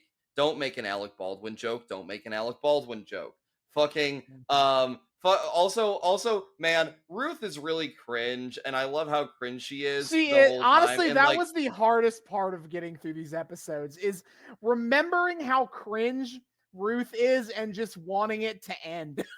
But also, like, her being like, "Oh, we got to find a way to stand out at auditions." I hate how that's me at auditions. I was sitting there begging. I was sitting there having to hold my hand from pressing the fast forward button through the cringe because I couldn't sit there. I couldn't sit there and stand it. Well, the thing is for us too. We are both people who in some ways, like to keep our heads down, and Ruth is not. No.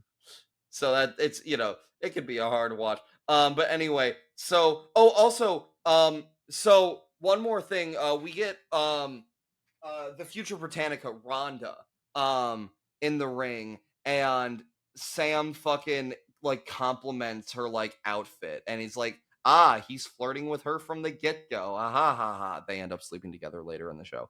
I forgot they did that. Yeah, they have a whole fucking relationship. Oh right. I know, right. Yep. All I remember is her relationship with Bash, which is a thing. Yeah, make more sense if you watch later in this. That's all I remembered, though. I forgot that she slept with Sam. Yeah, that's like something that gets discovered partway through season 1. I feel like. Yeah. So, but Ruth and Carmen get in the ring. They start monologuing, and it's here we find out that Ruth is just a huge fucking Les Miserables simp. Because they're monologuing. Oh, I stole a loaf of bread. And Carmen's like, you broke the law to feed my family. Okay. We have all seen. I will say. Valjean and Javert as wrestling characters, that would be solid. I'm into Yeah. that. I'm I mean, unironically here for that. so Sam is rightly like, I'm cutting you both because you couldn't even follow basic direction. Get the fuck out. But Yeah. he decides to take pity and keep one of them and offer them both Sophie's their choice. opportunity to like pitch their case. Ruth comes at it from the angle she is a real actress, one of the few here. And so she, more than anyone, knows what she's doing on a TV show for a TV show perspective. But then Carmen drops the bomb that she is the daughter of Goliath Jackson. Yes. Big time wrestling superstar. Salty Johnson is like, holy shit, what an honor to meet you. Yeah, I know. But basically, Carmen comes from a whole wrestling family. They're all big, successful wrestlers. And Sam is like, you know what? The dynasty wins out. And he cuts Ruth. And Ruth tries to protest this. And this is, again, a great little character moment for Sam. Sam's character establishment isn't as concentrated as like Ruth's and Debbie's were. His is more kind of like spread out. But like, Sam's like, Ruth's like, you're seriously cutting me just for that? And Sam's like, yes, no, maybe, I don't know. Maybe it's because I don't like your face. Maybe it's because I like your face too much. I don't know. I don't care. Bye-bye. Like, we're setting like Sam as like not just a fucking like prick, but a prick with a complex about something too. He's about female sexuality. I'm not particularly excited about how that gets explored, quite frankly, but that's for future seasons. Yeah. I mean, where I'm at with him, he's had his fuck ups, but he's also like, not the worst when it comes to that. So maybe that hole gets darker. There's more. You haven't gotten in deep enough yet. Oh, god damn. No. Sam flips back and forth between face and heel on this show. So yeah. Fucking much. So Ruth leaves dejected. She gets a taco from a taco stand nearby, and then she gets robbed by some dipshit kids on skateboards who call themselves the Los Angeles Death Squad. These kids are like no older than 12. And yeah, so she gets mugged by a fucking like 12-year-old skateboard gang. The LA Death Squad was asked to put Ruth over, and they said, that's not gonna work for us, brother. So poor Ruth, this is her lowest, really. She has to suck it up and call Debbie to get her a ride. And they get in the car, they're talking about what happened, and she's like, I need my apartment. Ruth's like, they stole my apartment key. And Debbie is like, I think I still have my spare for your apartment in my purse. And she's like, great. And so she pulls it out. And on the keychain is a picture of Debbie and Marc. And Marc is the man who snuck into Ruth's window and fucked Ruth. Yeah. Marc is Debbie's husband is cheating on Debbie with Debbie's best friend. Yup. Oh, nary a more classic cat fight setup could there be. Though I do love the scene. I love the scene of I forget what Ruth says exactly. She's like shit. She's like shit, and Debbie is like, don't curse in front of the baby. And Ruth goes, she looks at Randy in the backseat. The baby's like, oh, I'm sorry, hi. And then Debbie goes, you can curse in front of the baby. It's a fucking baby. I'm just kidding. Fuck. That was funny. I do really like that moment. So Ruth goes to her scene study class, and she's performing from Cat on a Hot Tin Roof, and her teacher. My first note is she, like everything else, is going way harder than everybody else here. She is the only one taking. I'm not saying that nobody's taking it seriously, but by God, she is acting like this is opening night of actual Cat on a Hot Tin Roof. Again, I don't like how much I see myself in this. Moving on. But her scene study class teacher is asleep, and she blows up on him, And she's like, "This is my only place to do what I want. Why are you like this? I paid for this class." Yeah.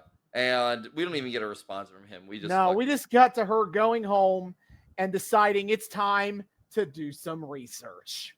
True. And of course, what does she watch but just an absolute bevy of fucking Hulk Hogan clips? She watches Hulk Hogan. She watches some Ric Flair. Woo! A little bit of Ric Flair, but it's also like notably Ric Flair versus Hulk Hogan. They shoot it to imply that's what it is, but like actually that never happened that timeline doesn't fit at all in real life. They never like met on the territories or anything. No, they met up.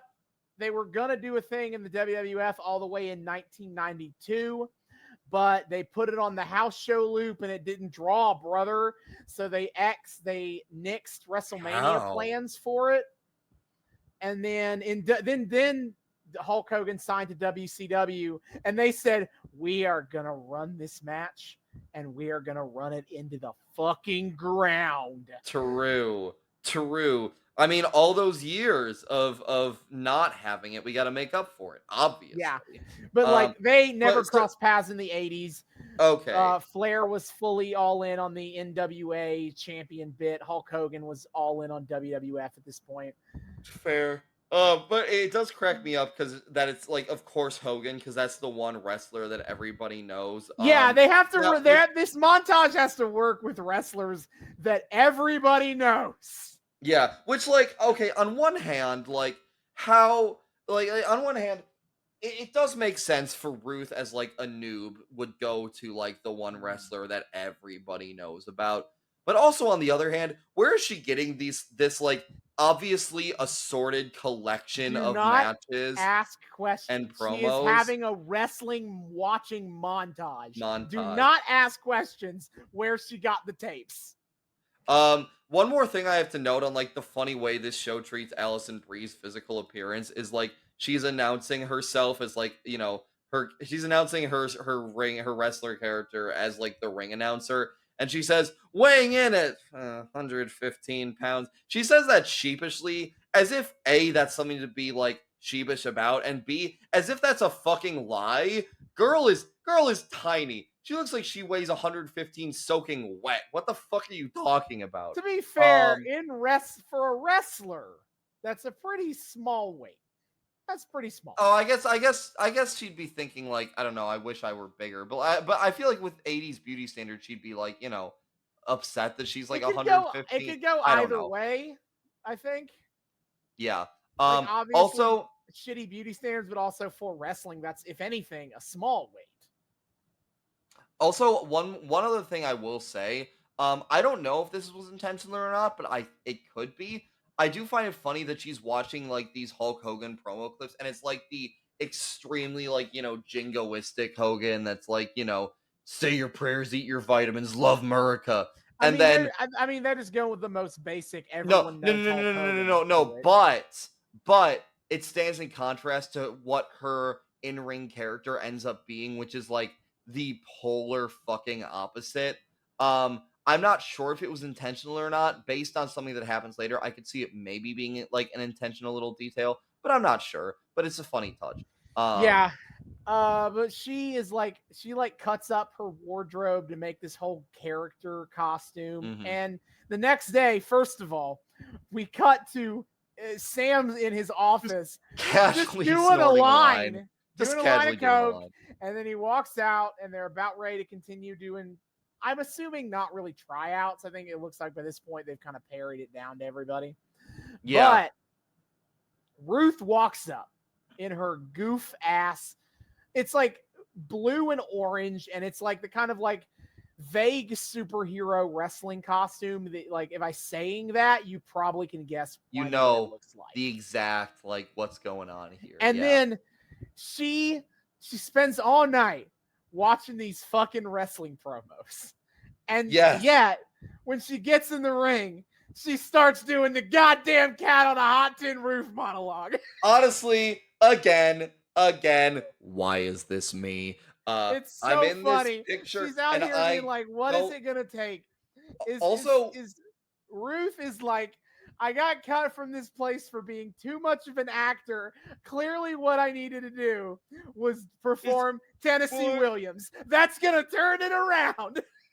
Well, she said it in a wrestler voice, Austin. That's how you do it. It'll just be like when I do the opposite thing and use Scott Steiner math as an audition monologue, but in an actor voice.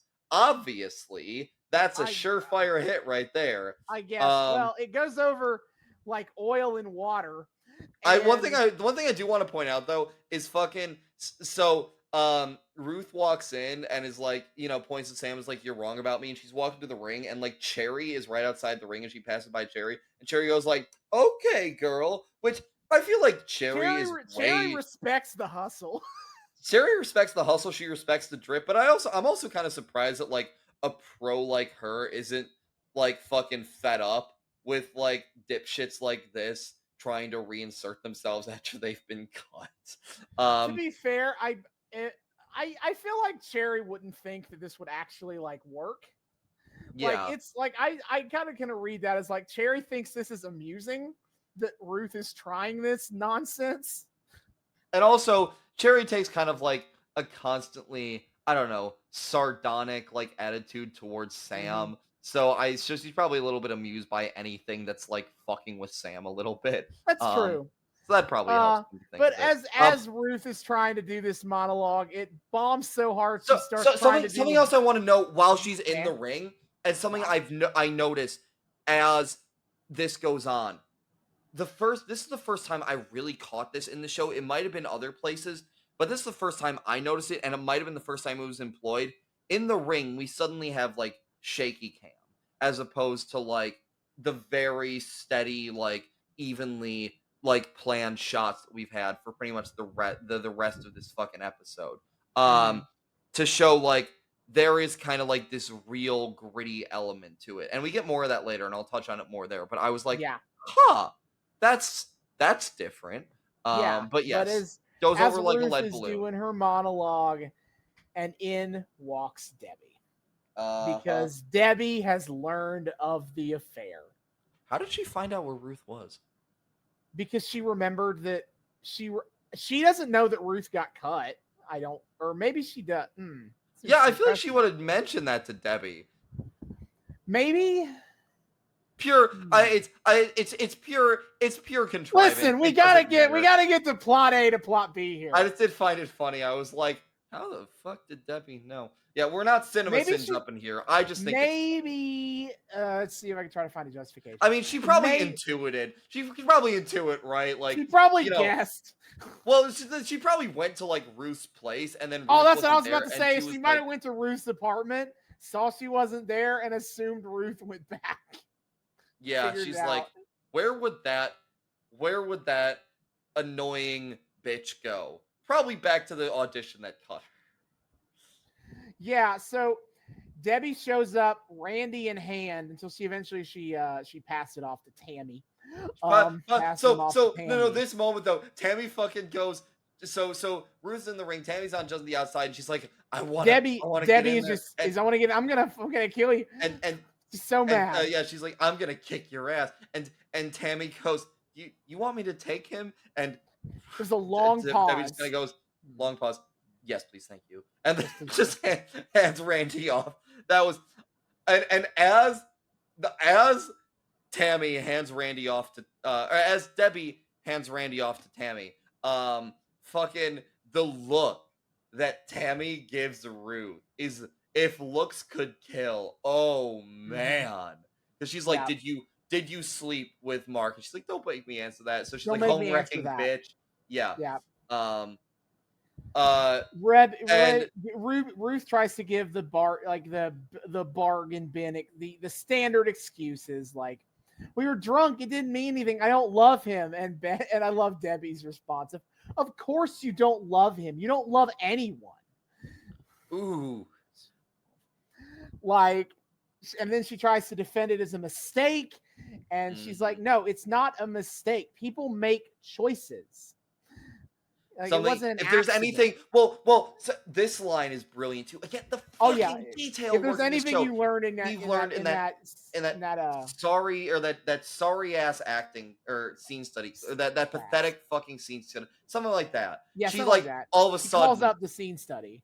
yeah, well, and all of a sudden it reveals like this underlying like I don't know condescension toward Ruth, even though Debbie's now like living that like fucking trad wife, stay at home good life. Like there was like an element of it that was her like you know kind of taking this pride in having a job when her best friend didn't, and like that came out there. Yeah, like she and that's just even it's not even just the element of like I'm mad because of the affair thing. She even brings it up in the car when Debbie offers when they're driving home from the previous day, she offers for Ruth to come over for dinner, and Ruth is like, I can't, I gotta go to my scene study class. And Debbie's like, you still go to that? Yeah. Yeah, again, the underlying contempt that comes out is fucking that's such a good little moment. Yeah. There was a lot more boiling below the surface than like their friendly banter implied. Right.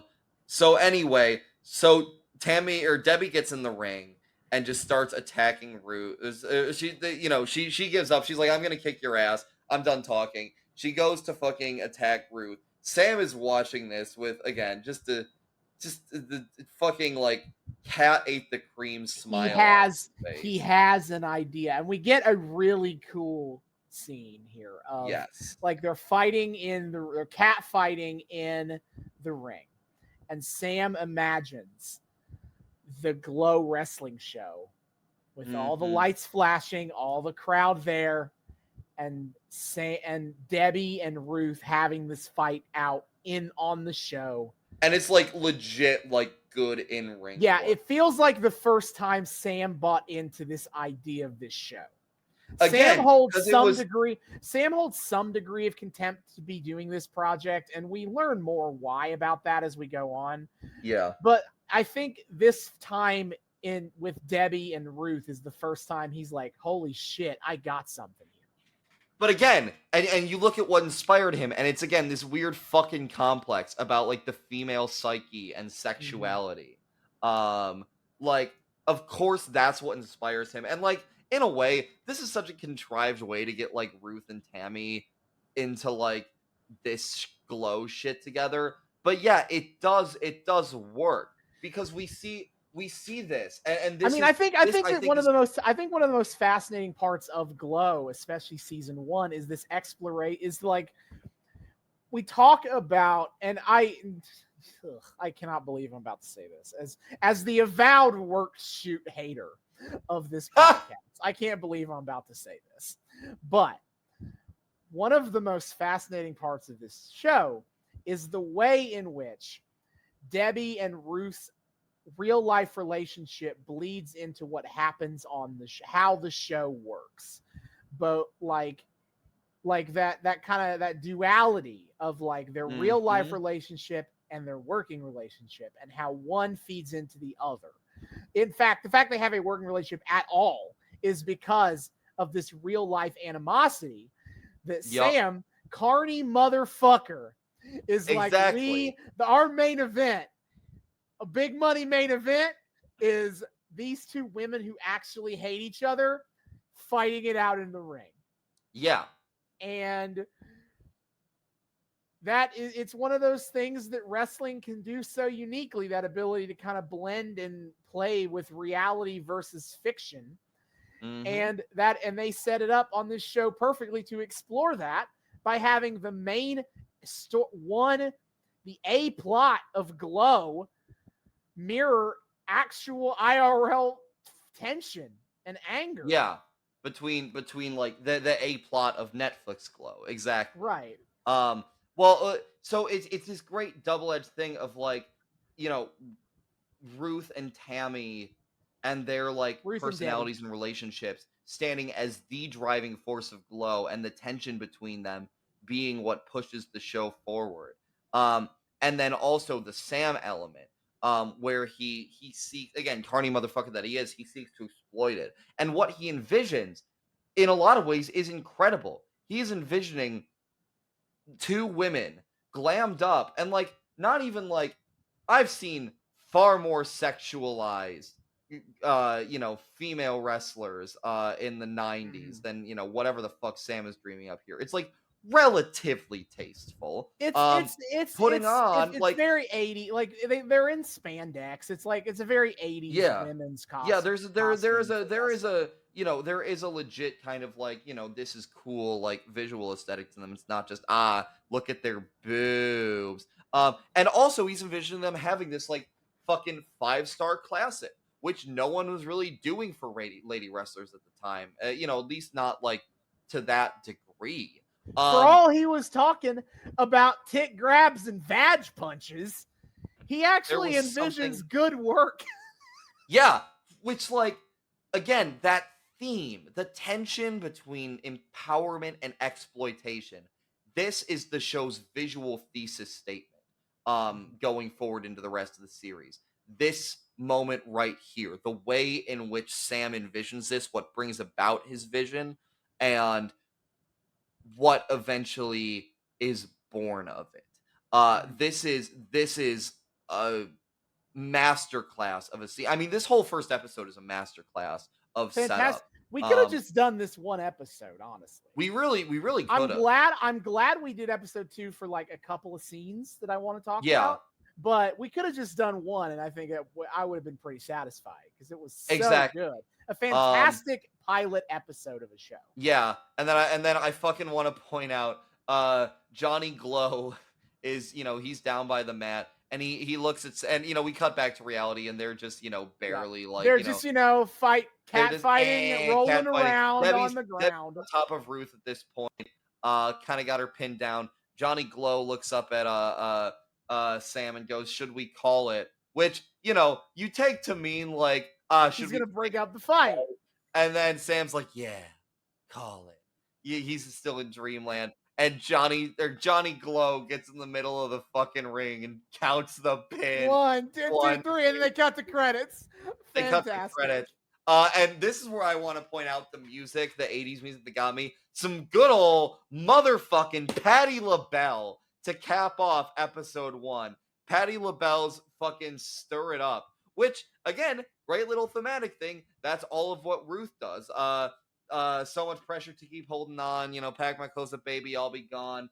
I won't stay here locked behind the door. Gotta stir it up. Like, fuck. Yeah, I fucking love that song. It made me so happy to add. This is a fucking mainstay of my playlist. So just random little sidebar for David. I discovered that song fucking ever ago in the movie Chicken Little of all places. Oh, lordy day.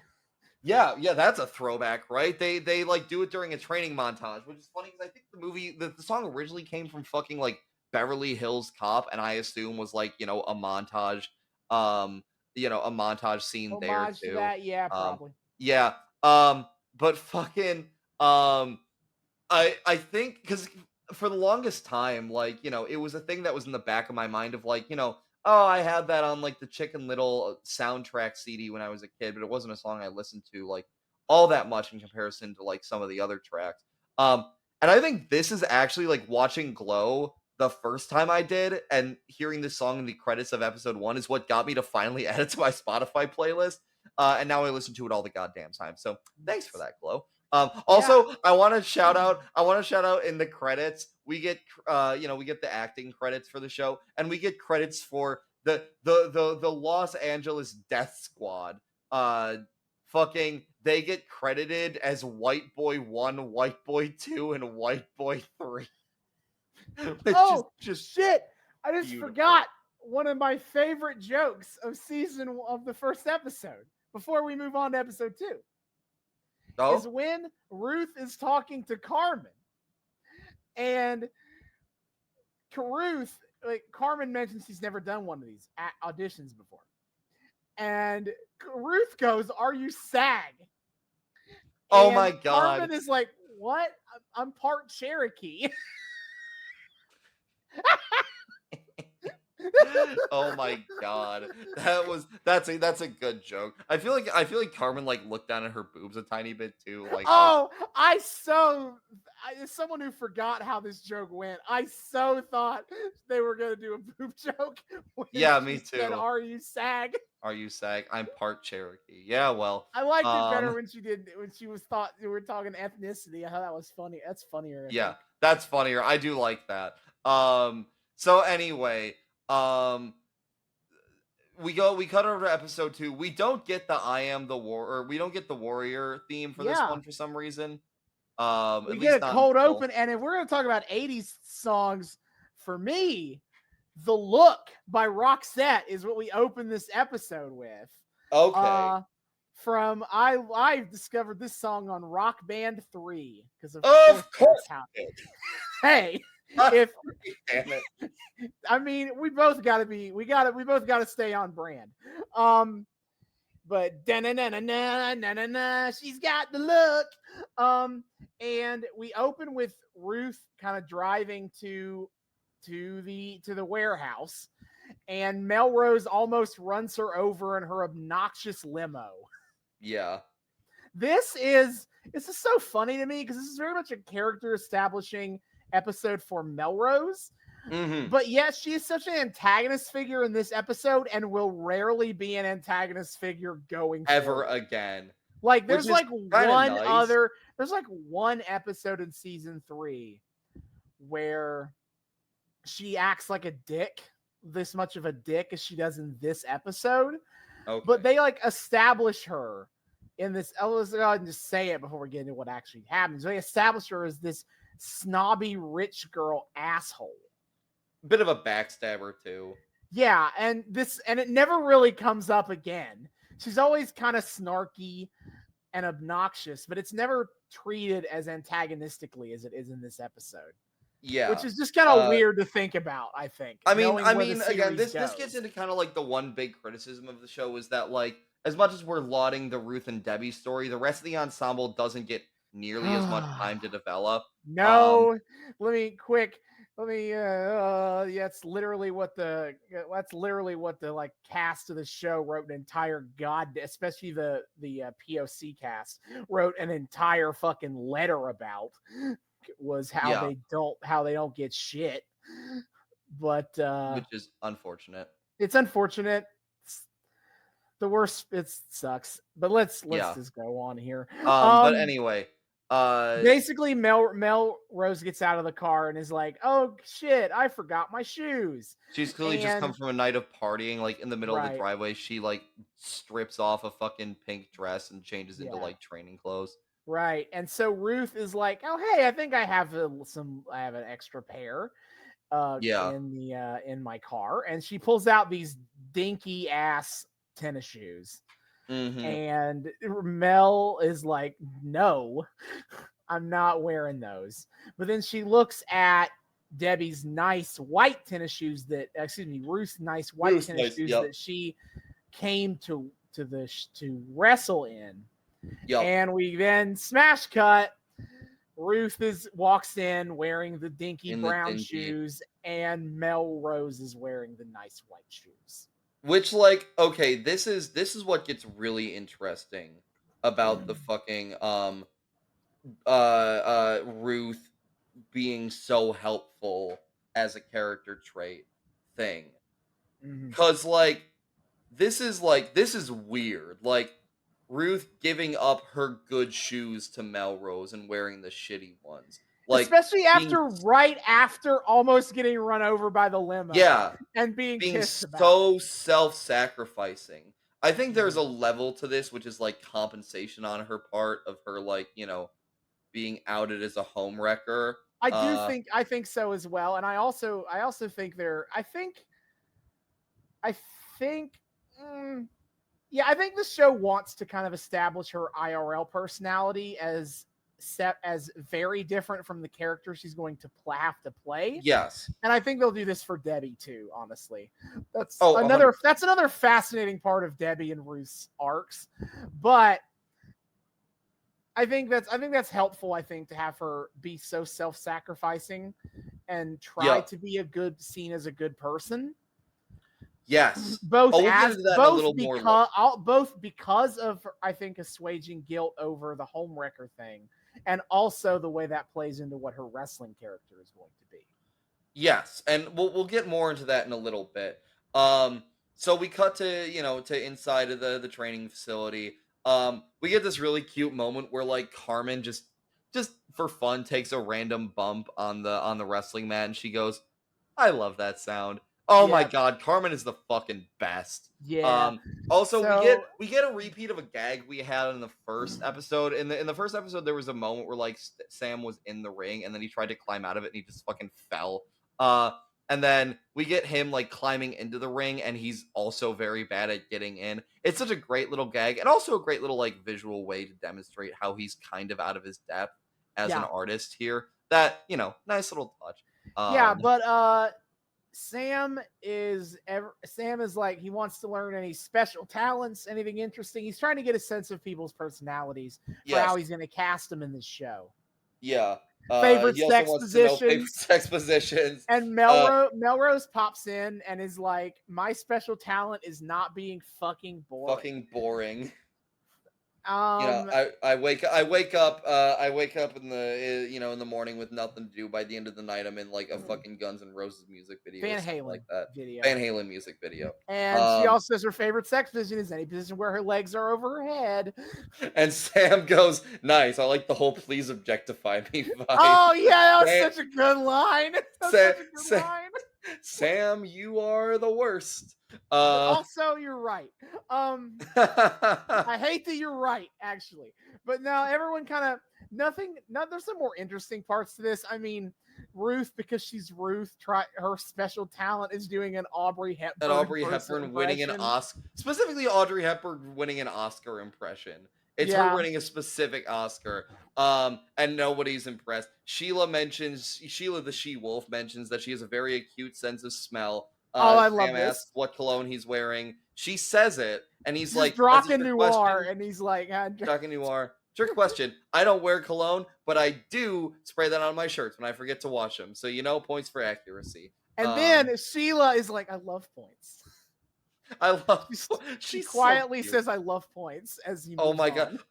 Again, like, so not to like super spoil what's going on with Sheila, but like I can't fully tell if she can actually smell that well, or she just like went the extra length to spy on Sam. But Occam's razor kind of dictates that she can just smell that well. Yeah, I think she can just smell that well. She has been living as a wolf. She has been living as a wolf for a while now. But also the whole I love points thing. It betrays kind of like an inner life to her that we don't get expanded for a little while. I hate that you haven't seen season 3 because I really like the arcs. I like the arc Sheila goes on in season 3. Sidebar, I just learned today that Sheila's actress is could very likely be playing fucking Sally Bowles in the next Broadway revival of Cabaret. Oh my! Neat. Yeah. That's fucking neat. Yeah, it was one of the rare times I was like scrolling TikTok, and this one like account I follow that has like all of the like fucking Broadway gossip and rumors and shit. He was like, yeah, no, I got kind of from all my sources stuff about like the next Sally Bowles will be a minor TV actress who had something to do with the last Broadway revival, and he mentions the name. And he pulls up the picture and he's like, and she was on Netflix's Glow. And I was like, oh, fuck, that's Sheila. So that would be neat. That's cool. But through this conversation, they bring up, they like call Ruth a homewrecker. And Ruth tries to play this off as it was all a work. Ruth is like, that was kayfabe. I was lying. No, that was a bit. And then, honestly, Jenny kind of buys it because she realizes that Debbie, she knows Debbie because she remembers Debbie as an actress on Paradise Cove. So she's like, she actually kind of buys into the idea that maybe it was kayfabe. I also have to mention on a personal note, she also name drops that Debbie guest starred on an episode of Murder, She Wrote. And I was like, eh. But also, I'm watching through all of Murder, She Wrote. Don't fucking tempt me. I will bitch about how there is no Debbie to be found. Where is Debbie Egan? Although, to be fair, this is, clearly an alternate universe where Glow is different. So it's just an alternate universe where Debbie Egan was an actress who guest starred in Murder, She Wrote. It also makes me wonder if Angela Lansbury was still Jessica Fletcher. Anyway, but this conversation about like Debbie actually kind of being, relatively speaking, like unnamed, a big name. Like Sam sees dollar signs in his eyes, and he makes an excuse to go to the locker room and leave everyone to warm up. And then we got to Sam in the locker room just fucking opening people's lockers, and Cherry follows him and assumes he's trying to steal somebody's cocaine. He's trying to find coke in people's lockers. So she asks what he's doing, and he tries to claim at first he's like, I don't know, checking IDs. He's checking IDs. You know, women lie by their age all the time. The foreshadowing. That was great. Cherry also asks what happens to that coach. It's still a year before Lucha Underground goes under. He had to get back to Boyle Heights. Yeah, this is they don't have a really good excuse for why Salty the Sack is not here anymore, besides, I guess, just not wanting, like, it was a fun guest star bit, but they don't want him to be a main character on the show. Well, yeah, and it works better to have Cherry kind of take the role. Yeah, but too. Cherry is like, what the fuck? Why would you hire the only guy here who knows what he's doing? Cherry is the best, and I love her. But Sam plays us like, whatever. And Melrose pops in and makes some snark comments. She goes to the bathroom, but she overhears a lot of this conversation, which is important. Yep. But first she does ask if they're fucking. And Cherry is like, no, I'm married. But then Sam is like, well, but that one time in 1978, it was me, her, and her husband. Yeah. And Cherry's like, you said we'd never talk about that. Sam's like, history's a magical thing. Yeah. Oh my God, I love him. Sam is like, oh, hey, I'll happily talk about that time I had a threesome with Cherry and her husband. You know, I'm happy my man's not afraid to say he was in an MMF threesome. You know, like my man has you know, he's chill with it. Yeah, but Mel hears that, and then we get a lot of like Sam and Cherry's history together in this scene, which is really nice. But we also learned that in the words of Sam, Cherry had a womb goof. A womb goof. She had a miscarriage. Cherry looks at him like, what the fuck did you just say? She had a miscarriage. Like, I'm trying to find a tactful euphemism. Tactful euphemism. That's what he said. But yeah, she had a miscarriage, and I think it was said that she hasn't had work. She hasn't been working since then. If I heard that right, or misremembering her. I think so. But Melrose still overhears all this, and that's important for later. But eventually, Sam keeps breaking into lockers, and he finds Ruth's locker, and he finds Ruth's address book. And he rips out the page with Debbie's address. Like we don't see exactly what the name is, but you can tell what he's. You can tell that's what he's about to do. And so he leaves Cherry in charge to run training, while he's gone, and because Salty is fired. Everybody's like, "What the fuck?" And he's like, "When I get back, I want to see some slamma-jammas, some whammos. I'm over here like, maybe some slobber knockers." This is a guy who knows his wrestling with the slamma-jammas and the whammos. Yes. So, and then we see fucking Sam drive. So we smash cut to we cut over to Debbie. Well, I mean, first we get the collar and elbow tie-up sequence. Mm-hmm. Like Cherry and Carmen get together and they teach everyone how to do the collar and elbow tie-up. Well, it's really cute because so Cherry, asks like, is there a way to kind of start this? And Carmen's like, yeah, you do the lockup. She leans in on the fact that Carmen has a wrestling family and thus knows enough about wrestling to be helpful here. Yes. But it's really cute because Carmen, we see the process of like Cherry learning this stuff and figuring it out, like what the way. I mean, she's a stunt actress, so like a lot of this, once she kind of gets the idea of like what stunt acting looks like in wrestling, she Yeah. kind of like she gets this getting the collar and elbow tie up, and then she is the one who initiates like, so if I wanted to get you in a headlock, I'd do it like this, and she does it, and Carmen's like, yeah, I think so. Yeah, and Carmen like smushed against her boob. It's like, yeah, I think that's about it. Yeah, I think that's right. So like Fucking. it's like Sherry just kind of has gaps in the knowledge, but once she can see it, she gets it. And Oh my god, it's they such a start great little teaching moment for everybody her. else with extremely limited results. Yes. But Well, you first know. we then get to Debbie is at home breastfeeding Randy and watching fucking Paradise Cove. Hey, They don't she's show not it, but they show the bitter. girl. They don't show the titles card, but they do show like the woman in a wheelchair Who and the clearly blonde woman in replaced a her. wheelchair, and it's like, yep, Yes. she's watching Paradise Cove. Yeah. Uh-huh. And then Randy bites real hard on the nipple. Yeah, and she Apparently, starts Debbie bleeding, starts and she's like, bleeding, "You and she's little like, fucking "Fuck! psychopath." Yeah. Ow!" Yeah.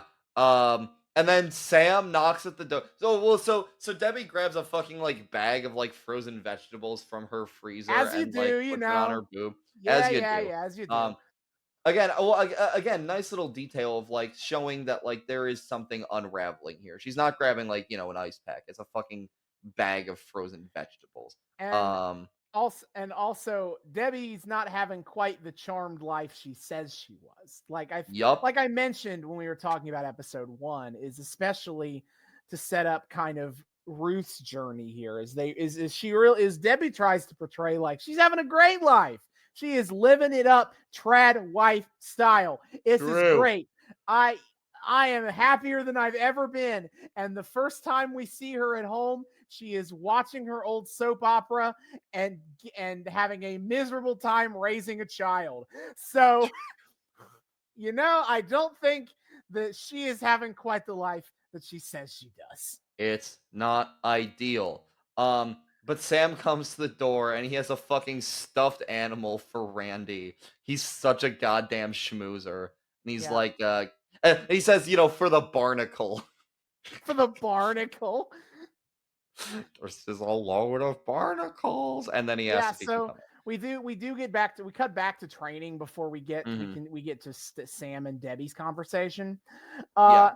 So Melrose is fucking around. She starts singing a love ballad because she's like joking. Like the collar, she thinks the collar She double and tie up she looks and like Rhonda both are intimate. like, Well, she yeah. starts it, and Rhonda just she seems like a little along for the ride, fun kind of a person. She's Yes. like just jumps in. Something I do want to point out too is it's Artie and fucking Reggie practicing their sequence together while they're singing this, and like Artie fucks it up a little bit and Reggie goes, that's not what we and again, you have to kind of create the mental image here. Reggie is like, again, blonde Viking braids. She's short. She's kind of stocky. Very like Layla Hirsch build. She's super stocky. The big bit out of the when she had her headshot with Sam, and she's like, I can throw things. And Sam's like, can you throw people? And she's like, yeah. And she gives him a really firm handshake. Yeah. Like Like, Sam's oh, like, whoa wait. there. Yeah. So she's like, so Reggie turns to Artie, goes, you're doing it wrong. This isn't what we practice. Picks up Artie and slings her over her shoulder. Oh yeah.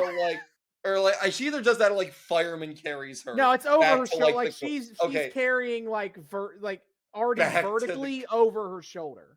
Back to the corner, which is such a cute detail. I love Reggie. Yeah, but Sherry is pissed that Melrose is being like this. And so Melrose keeps like being shitty, and Cherry is like, I know people types like you. And she calls her out for being, a rich girl who daddy pays all the bills, and she just kind of goes around like nobody cares in the world. And basically calls her a vapid bitch. And this clearly gets to Melrose because also she's right about that. And she's like, well, you only have this job because you fucked the director. So what she overheard in the bathroom is suddenly coming out. And then Melrose, the backstabbing bitch. Cherry squares up, and she says she got this job because she knows how to do it safely and make it look real. And this is when Melrose punches, you think this shit looks real? It's fucking fake. Yeah. And Sherry is like, that's the third one of those lines of like, for people who who don't like wrestling. Yes. But then and Sherry takes okay. the Hulk Hogan approach. Oh yeah, Sherry's like, all right, come at me, but it'll be as real as you want. And so Melrose, continuing to treat this like an idiot. Although she's clearly intimidated. Sure, but they square up, and she like does the karate like wah thing, crouching tiger bullshit. And again, I want to point out again, in the ring like this, we have a shaky cam again. Again, there's something about like the gritty reality that's brought into the ring in a way that like the outside world doesn't have. Again, it's all fake, but this highlights here there is something real that is brought in when they step into the ring.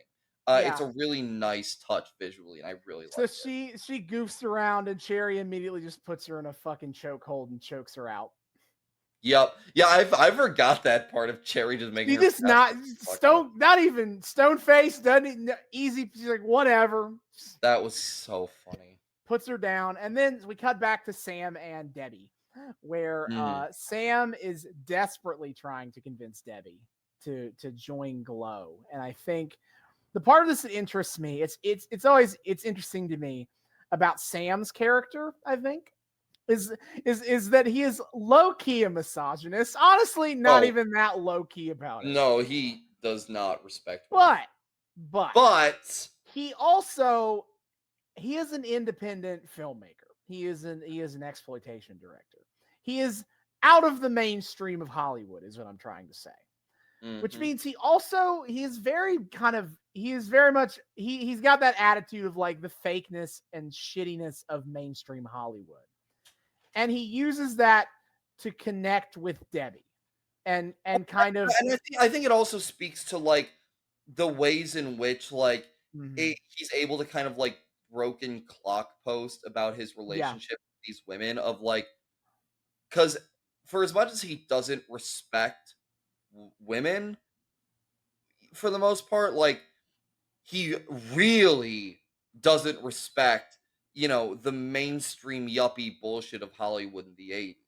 And sometimes that does line up to actually giving women something really artistically like. Yeah, he correctly guesses that like the backstage politics of Debbie's time on Paradise Cove, which I want to point out, she asked a little too many questions, had improv a few too many lines, and that's why they wrote her into a coma. Yeah, and then you get a coma and then written off the show entirely. Right. And Debbie's basically like, that's actually exactly. That's exactly how that went. Yes. I do want to point out this is really funny that like 2 scenes in a row we've had between Sam and Cherry, both of them just like showing off the psychic ability to like totally accurately guess very specific details of somebody else's life. Because in the previous scene, Cherry goes, fucking Melrose like, you don't know me, and Cherry's like, oh, I don't know you. Oh, I know you. I know exactly who you are. You're living off daddy's credit card, but you're too embarrassed to say anything about it unless you're drunk at parties. You drive a limo because you think it makes you look more interesting. You're an insecure little wannabe, yada yada yada. And again, Melrose shaken by this because Cherry knows the type. Yes. And I think there is something interesting to like, we get 2 scenes of like, someone who's a little more ingrained in this business, looking at, one of the, outsiders and being able to. An outsider in Melrose and a relative newcomer in Debbie. We don't really know how long Debbie's been working, but we can assume it's probably not long. Like, and it's interesting too, because we get it from 2 different perspectives. From Cherry, she's able to know the type because she has worked within the industry for so long and has, seen all of these types of women come through. a very within the system sort of perspective. And Sam, although he presents a very similar, like, style of educated guess at backstage politics, it's a very, it's very clearly made by somebody whose whole MO is rejecting that very system. Again, kind of stands in a funny contrast. He knows the kind of bullshit that happens in mainstream Hollywood. As the much presentation, as he's no feminist himself, but he does know like the kind of bullshit women have to deal with in major Hollywood production. Yeah, the presentation of in-universe glow as the thing that can help you realize more of yourself outside of kind of like the stereotypes that get put forth for women. Another great little distillation of that. Yeah. And also, I really want to point this out too, is like, you talked about, the aspect of Debbie that she's not actually living this dream life like she told it to Ruth. And I love too how that kind of like shows the cracks in the foundation of how she's framed in the very first episode. Is like, she's so grounded. And the way she talks to Sam is so very grounded. It stands in stark contrast to Melrose, honestly, of like, she has these very measured responses and, she's not getting emotional. She's very just kind of like, yeah, no, this is what's happening. And it, it kind of sucks, but like, that's life. That's how you gotta roll that goes. But she is a little frazzled. She's grounded, but there's kind of this manic energy to her that she can't quite get to go away. And you can tell she's frustrated by that. She still wants to be an actress. She still wants to be a starring role. Yeah, exactly. And I think, again, that was actually exemplified in that very first scene of her, again, she's so grounded, she's in the center, she's in perfect sync with the choreography at that fucking jazzercise class, her outfit's coordinated, she looks great, but then she starts fucking, like, lactating in the middle of class. Like, again, the cracks in the foundation that are there, and it kind of shows, like, this is the big reveal that the sort of spiritual tie that links her to Ruth is that, pardon me, for as much as she tries to play it off, she yearns for just as much as Ruth does. Just, she comes from a slightly different world. And again, this is really driving home that show's the first episode was, about kind of like setting them up, and then this is kind of really putting forward and hammering home that thematic detail of succeeding on your own terms. Yep. And what that means. And we got that in the last episode. Ruth and Debbie have not found any success on their own terms. Yes. Ruth is obvious in that she has no parts in anything ever. That's obvious.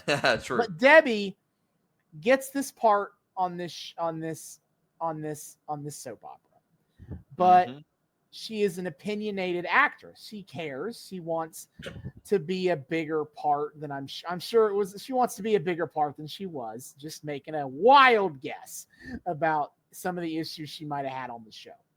And the showrunners punish her for it. And notably, it's her husband, Marc, that is the one that pushes her, or at least is the one who opens the conversation to what if you just become a mom? Like, it's not a decision. If it's a decision Debbie comes to on her own, it's not one that she comes to by herself. Yes. Like, it came from the prompting of her husband that this is the way her career should go because she's so unhappy on this soap opera. And it also came from how the writers of that soap opera treated her too. Yeah. And so, and I'm not saying that she didn't feel that way. I can easily believe that maybe Debbie looks at this. This is her big role. Maybe the biggest she's ever seen, presumably. Maybe the biggest she'll ever see. And this is what she has to deal with? Yeah. Is this bullshit even now? Yup. Maybe maybe being a mom would be more satisfying than this. 100%. So I don't want to imply that like that she made no choices that she didn't want to make, but I want to. She didn't make any decisions fully on her own terms, and she's as equally unsatisfied as Ruth, just for different reasons. Exactly. And therein lies that that chain that links them together. And again, it's then given that extra element of them having to do like kind of make this deal with the devil almost, of going in under carny ass Sam and his exploitative ass vision for Glow. But in that exploitation might Can be they find empowerment. Yes. The ability to be the starring player of the story. Exactly. Oh, it's so good. Okay. So anyway, so we this is what convinces her to at least give him a chance to prove it. Yes, and Sam's like, if you don't like it, I'll be a perfect gentleman. I'll drive you back, no questions asked. Da da da da. And then she goes, wait. What about Ruth? And he's like, fuck that bitch. No, I cut her. She's I cut gone. her. Don't even gotta worry about her. Cleverly, a lie of omission, because he did do that. But Sam, you slimy bastard! God, I love this character. Before we move on, I do want to say I thought it was really funny when they first start the scene in the kitchen. He tries to like relate to Ruth, and the way he does this is being like, "Hey, my wife cheated on me with one of my crew, which is not my best friend, but I was technically paying this guy to fuck my wife." And he's like, so, I quit everything and went to Vegas and did a shitload of drugs. And I was, and I got later, I felt a lot better. And 2 years later, I felt a lot better. And she's like, 2 weeks later. Yeah. She's like, how is this supposed to help me? He's like, don't worry about it. And then, you don't think that. Anyway. Yeah. We cut to lunchtime. They got this like little diner look, like this what's the word I'm looking for here? Like fast food, takeout, takeout, like it's like burger takeout thing. Yeah. They again emphasize the money difference here as they order burger and fries and shakes for everyone and all that. And Ruth is to $20, which I wish that I could buy like 5 burgers and fries and 3 soft drinks for $20 and a milkshake. Well, I do want to point out too that Ruth is ordering, and she's like, anyone else want anything? And fucking Rhonda goes, I want a milkshake. And Ruth goes, yeah, get this girl a milkshake on me. She's so fucking broke. Again, so he comes up to $20.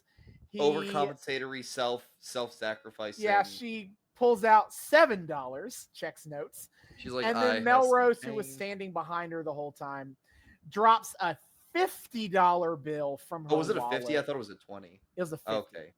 Oh wow! Because she got change afterwards, and then she paid it. And not just go ahead and skip to the end of this scene just to fully this bit.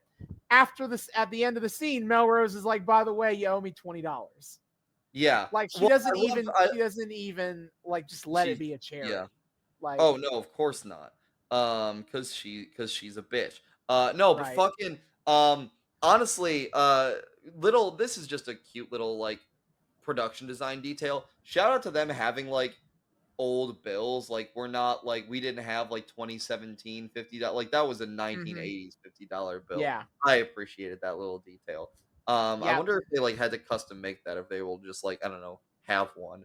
But anyway. But basically at lunch, Melrose she's with Carmen, Rhonda, and Ruth, and she's just bitching about Cherry. Like, who does she think she is? I could have been seriously injured. Yeah. And Carmen is Carmen's pretty unsympathetic about it. But at the end of the scene, goes, bitch. Melrose steals a ketchup bottle from the fast food place. And so we get to the next scene. They're doing some basic let's learn how to take a back bump. Yeah. They're doing it without any fucking pads, which practicing back bumps without pads. Ow. That's wrestling, baby. Got to learn how to bump on that mat. Fuck. Melrose pretends to like want to give this a fair and honest try. She even wins over Cherry with the effort. Yeah. And yeah, then she tries one and she's like, it's bad. She tries a couple and they're bad. And she's like, again. Please let me try it again. I really want to work like, hard. You're good. Right. She's like, no, I really want to push myself. And Cherry's like, all right, maybe I did get through to her.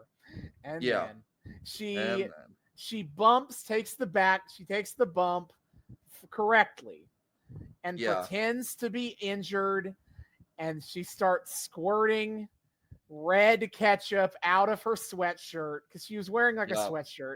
She hid the bottle in. And she starts like, I thought I was pregnant. And Cherry immediately figures out like, oh my God. Yeah. She's actually doing this right now. She does pull out the ketchup bottle and like squirts it in front of her and gets her laugh. She's Cherry, like, oh, bummer. I guess it was a womb goof. Yeah, she's like, how will I tell Adam Ant that I had a bit of a womb goof? Fuck is Adam Ant? What was that a reference to? She just made up a name for like a guy. Okay, sure. And it's at this point that Sam and Debbie come back. Yes. Like Debbie, Cherry is like, Sam, I got some. And Cherry says, "Get the fuck out of my ring." Show you. Yeah. And Sam is like, "What? Shut up for a second. Get Debbie." Yeah. And then Ruth tries to hide, doesn't work. Debbie is pissed. What is my fucking candid camera? Why is she here? Why is this bitch? And then Sam goes, "Okay, it's not about the fact that I lied. It's not about the lie. Where the lie takes us." Sam accidentally discovers the true meaning of wrestling in that moment. Yeah. So also, I want to point out Sheila pops in at just this is so funny. The best moments. She so Debbie sees Ruth. And Sheila and Ruth is like, fuck. And Sheila just kind of like, she's in the ring and she kind of like crawls over to Ruth, who's like, standing on the outside, and she just goes, "You have to be submissive." And Ruth is like, "What?" And she's like, you have to show in your body language, lower your head, submit, slouch. And Ruth just kind of starts like hunching she's down. The alpha, and you're the omega. You have to submit. Sheila always coming in clutch at the best. Sheila here with bad wolf science, but also good advice for this moment. True. So yeah. So Sam's like, it's not about the lie, it's where the lie takes you. Listen, I have a fire to put out. Let me deal with this, and then we'll get back to you. And then Cherry. I want to share Debbie's great line here. So Sam's like, yeah, it's not about the lie, where the lie takes you. Listen, I got a fire to put out. Give me a chance. And Debbie just kind of like leans back and goes, 15 minutes, Confucius, and only because it's rush hour. And then as Sam turns his back and starts to walk towards the ring, he just mutters to himself, "It'll still be rush hour in 15 minutes. Such a good line. Yeah. So, which I think it does show like a little bit of like Debbie's morbid curiosity at this opportunity too. Like she is more into this than she is openly saying she is. Yes. So Cherry makes Melrose reenact her dumbass miscarriage bit, and clearly she doesn't Cherry really reenact it, and she just kind of narrates it. Yeah, right. And I think Cherry is hoping she's going to get punished for this. I don't know who she thinks she's working with in this production. Yeah, really. Because Sam's response to this is, I didn't believe it. I don't believe it at all. I mean, let's not throw the baby out with the bathwater. And then he looks at Debbie and then Cherry and is like, I don't know if that was the right metaphor for this. Yeah. But he thinks this has legs. And so this is such brilliant, smooth. So Sam is so fucking smooth for this whole scene. Is like trying to build motivation and character for this stupid miscarriage bit. Yeah. He's like, what evil woman would destroy the life of a pregnant woman What yeah, I do want kind to of say homewrecker? he says if this were a real scene, there'd be context, there'd be characters. Sam out here, he can act as cool as he wants, but deep down, man, he is just as much of a dork as Ruth is. He's just He gotta is. like frame it through weird like He's just like sexploitation. sexploitation and acting like he's disaffected and doesn't care. Yes. But he's like, what kind of home wrecker would do And, such a thing? and we cut to Ruth, clearly knowing she's called out, and she starts fucking striking the submissive pose that Sheila taught her again. Submit, you're gonna make it. Herself. She starts tucking into herself. And he's like, Ruth, get in here. And she's like, nope, I'm not feeling too well. Please don't make me do it. So so she says, I'm not feeling too well actually. And Sam goes, Gene Kelly had the flu and he shot the title number and Singing in the Rain. My man knows his audience. And then Ruth just goes. Ruth is like, yeah, he God did. It, and then he did. she gets this confused. He's like, God damn it, he got me. The ultimate, and again, Sam, he can act as cool as he wants, but he knows his shit. I also find it just like the level of pandering there deeply funny of him just being able to kind of like pull this out. Master manipulator. It also cracks me up because as a personal note, this is just a completely random sidebar, but something that was funny. So, work as a pool supervisor, and I, supervise a bunch of fucking teenage lifeguards. And last week, one of them texts me and he's like, so David, I have a shift on Friday that you're supervising from 4 to 8. I would like to ask if I could leave 20 minutes early because I have a friend in a play and I want to go see. And I thought that as a fellow appreciator of the theatrical arts, you of all people would understand why it was so important to me that I go and attend this performance. And I was like, you limey God little damn it, you bastard. got me. You got me, you ultimate fucking panderer. Good grief, I've been hornswoggled. Yep, so just a fun little personal note. That reminded me of that. Anyway. He gets Ruth in the ring, and Sam starts narrating the scene. You probably have more of the lines here than I do. But I actually don't have the lines. Okay, but the point is that he is casting Ruth as the villain and using Melrose as a proxy for Debbie. Yes. To get Debbie to sign up and see his vision. And it's working. Debbie is getting into this idea of like and something else I want to point out too, like not only is he doing this manipulator shit, but like so Sam is a motherfucker. But that said, in a lot of ways, he is a solid director. Because as soon as he gets in the ring, it's not about just investing Debbie. He's getting invested now too. He's getting into it. Ring to direct Ruth and Melrose. And the way that he's giving good direction. He's giving specifics. He's demonstrating he's making his vision clear. And he's again that affable charm, that side of Sam that you can't help but kind of like and respect starts to come out. I also think I'm pretty sure this is the scene where I also think this is the scene where when Ruth is questioning him and he's like, "Shut up, Uta Hagen, take the direction." Yeah. Hey, Uta Hagen. Hey, Uta Hagen. Which again, I think is a nice little like Sam is not correct often in this show, especially not when he's like talking down to the women. But like that was an important thing for Ruth to hear of like sometimes you do need to like take direction. Like, it's great to be a firebrand. It's been her problem the whole it's kind of like the opposite. It's kind of like the negative downside of the character we kind of established in the first episode, right? Like fighting against a sexist system designed to keep her in the shittiest roles imaginable. Go Ruth. But also we have to consider like she refused to read the right part for the audition, and now she is being given direction that she doesn't like, and she's fighting Sam about it. Yup. Like which makes you a difficult like person, not like she genuinely is a bit of a difficult actress to work with. Yeah, exactly. Regardless of any other bullshit reason. So Sam kind of calls her out on it, and that was an important moment for her, I think, right there. But then of course, we can't help but get reminded about what a motherfucker Sam is, that he's making a whole spectacle out of like this whole miscarriage scene, and Cherry fucking storms out because she's pissed. she's pissed. But he goes to the whole scene, he has Ruth kick Melrose in the stomach, and then he recreates the splatter with the ketchup, and he's like, it's a fucking miscarriage. Yeah. So after that, after that scene, we see Cherry getting in the car with her husband Keith. Mm-hmm. And Keith is like, hey, there's my star. You got your own dressing room yet or whatever. Dressing room, yeah, that's right. Yeah, dressing room yet. He's all excited, and Cherry clearly is like upset. And she doesn't really want to talk about what happened.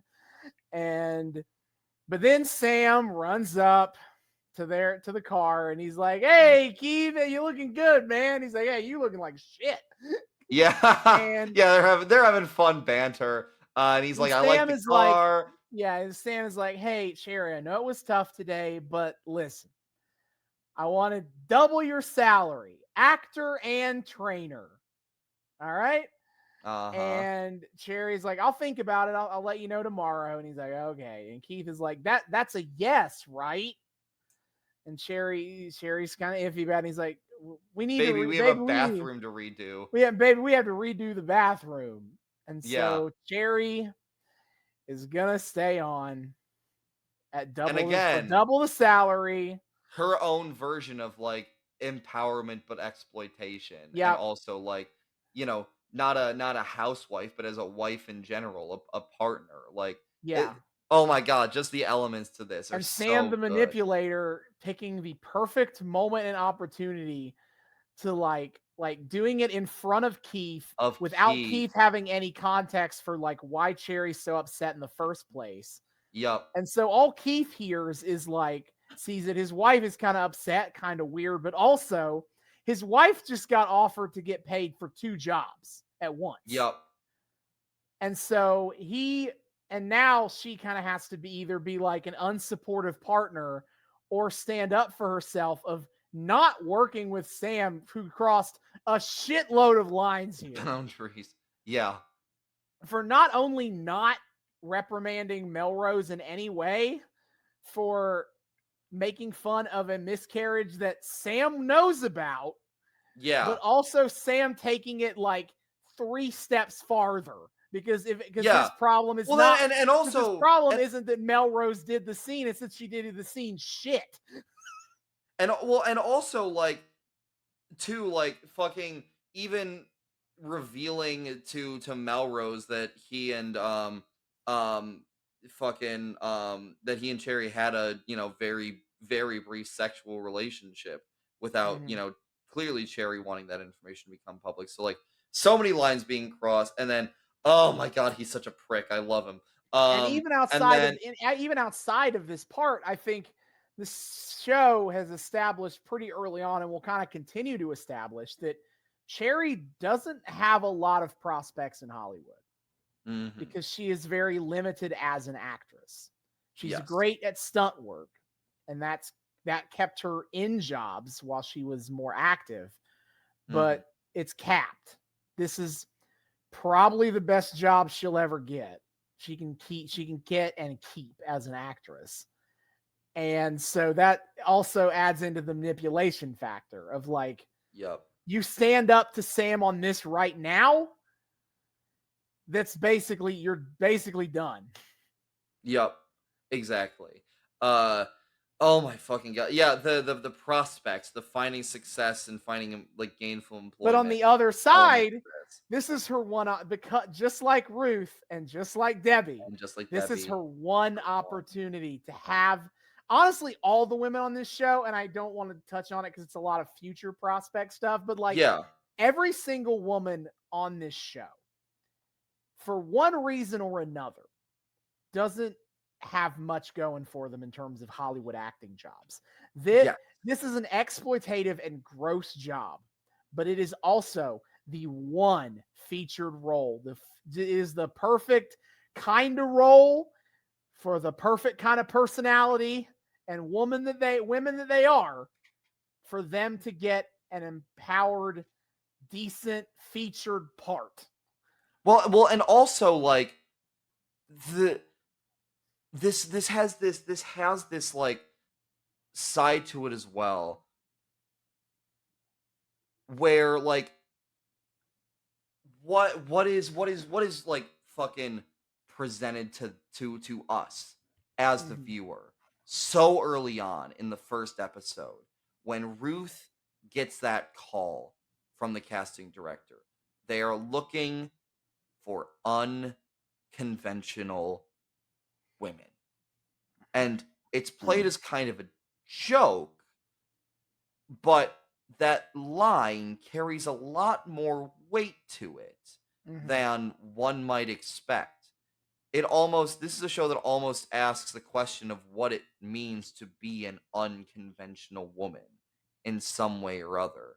Come to think of it, that might even be like just the even I mean like that might be like the even more like slightly more overarching theme here than empowerment versus exploitation, because to get to that question of empowerment versus exploitation, you have to first ask what kind of situation would one find themselves in where they're walking that tightrope in the first place. And it's when you are living on the outside, when you don't have a place in the mainstream, where you need to make that kind of deal with the devil to get what you want and what you need, simply because you won't be taken anywhere else, because you are unconventional, you are not normal, and worse than all of that, you are an unconventional woman. And that, as the driving force of this show, again, it makes it a shame that like it ended up being weaker as an ensemble piece than it could have been, or that and then it should have been, because like when taking it all into account, seeing each way in which each woman in the main cast is unconventional, seeing how that affects them and seeing how that leads them into this place is so powerful. I mean, fuck, one of the best episodes of the show is season 2, where we get Tammy's episode of like her son like coming to a reckoning with the character that she ends up playing, the black stereotype character she ends up playing. This is the truest strength of the show. At least in concept. Again, in theory, it ends up the concrete strength ends up being like the tension between Debbie and Ruth. But nonetheless, like in theory, as the thesis statement, it's that, and it's so incredible, and it's capped off so beautifully. I think in this episode, Sam is walking Debbie to her car. Ruth is trailing them, and she's like, "So what's going on?" And Sam's like, "I locked down Debbie for the show." And he gets Debbie into the car, and Debbie's like, "All right, we have to like go get this dinner on the way back." She's still acting grumpy and making Sam kind of follow her demands a little bit. And so Sam gets Debbie in the car. He starts to walk around his side, and Ruth kind of stops him. She's like, "So what? Am I just off the show?" Like, she feels like she's losing her shot here. And Sam goes, "No, what the fuck? Are you stupid? No, you are my ultimate villain. You are the bad guy in this story. You and Debbie are the money makers here." Again, that work shoot thing you were talking about. Everyone's gonna hate you. Everyone's gonna hate you. And Ruth, this is where it comes in. Ruth is like, "I don't want people to hate me." And this is where we see, again, kind of the egoistic, complex side to Ruth, where not only does, which again, come to think of it, is exemplified by like her monologue in the first episode. I also just thought of that. Is there good guys and bad guys, and there are bad guys and we're the good guys. Not only does Ruth want to, have these opportunities, she wants the fame, and she wants the love, and she wants And again, this is where Sam brings her down to earth a little bit, and he's like, he basically says, stop being such a fucking baby about it. I'm giving you a part here. Be grateful for that. And then both in a way that's both like in one more great way of pandering to Ruth and her sensibilities, and also in a great thesis statement for his character. Well, it's not even a thesis statement. It's almost like a meta bit. He goes, besides, the devil gets all the best lines. Walks in, gets his car, and drives off. Yeah, true. Which, again, he's the fucking devil here. And true, he does get some of the best lines. But again, that sort of deal with the devil aspect that's being played up here is great. Yeah. Fuck, this show is so goddamn good. And then it ends with Melrose driving off without giving Ruth her shoes back. And we don't get along by the Go-Go's playing as credits roll. That's nice. That's a nice touch. Yeah, and again, a fantastic show. Oh my fucking God. I loved it. This has just been 2 hours of us fucking like geeking out over just how well constructed these first 2 episodes are, and the show as a whole is. Even for its faults as it goes on, like I still find it to be incredibly like well constructed, endlessly watchable, and I think it does maintain sight of like what it's trying to be. Yeah, I mean, this is nostalgic's not the right word for it. It's not that old. But had a lot of fun remembering, kind of going back through this show again. After, I've watched it a little bit, but not a lot since the series ended, and I've never gone back with season 3 up to this point. But just phenomenal show, easily one of the best wrestling Hollywood media in existence. It's not even a close competition, really. It's not a lot. There's not a lot that can really compete with Glow quality wise on this one. But fantastic show. Honestly, would love to come back to it at some point. I don't know if I'd want to make a whole arc out of just watching through Glow. No, but like, it'd be fun to examine, like, I don't know, find maybe a more novelty episode of the show to like just talk about his artistry and stylism. I already know. If we're just picking like one episode at random, I feel like we got to do the episode in season 2 where they just do an in-universe episode of Glow all the way through. Oh, I haven't seen that episode yet. Yeah, it's one of the last of season 2. Is they just do an in-universe episode of Glow? Either that or I want to do the Tammy episode. Oh, yeah, the Tammy episode. The season 1 finale, like the first the season 1 finale is the Glow pilot. Fuck. The season 1 finale is insanely good. Yeah, it's good. I'm still obsessed. Honestly, the episode where they introduce Bash, just because it's interesting, like to get his perspective on wrestling. The episode where Debbie goes to a wrestling show. Honestly, oh my god, there's so many. We're just gonna name every episode in the show. Honestly, I will forever be obsessed with like I forget exactly like what the fucking like inciting incident to this was, but like where like Ruth improvised the I think it might be the Tammy episode. I think it's in the Tammy episode. It is when Liberty Bell that's the end. Liberty Bell does like the getting bit and heat, it starts, which is not working. Improbable as all hell, but no fucking way. No fucking way. Liberty Bell starts getting heat, and then Ruth fucking invents a child for Liberty Bell. She invents a kidnapping plot. A kidnapped child. That's such a good moment, and like one of Ruth's best moments as a character, I think.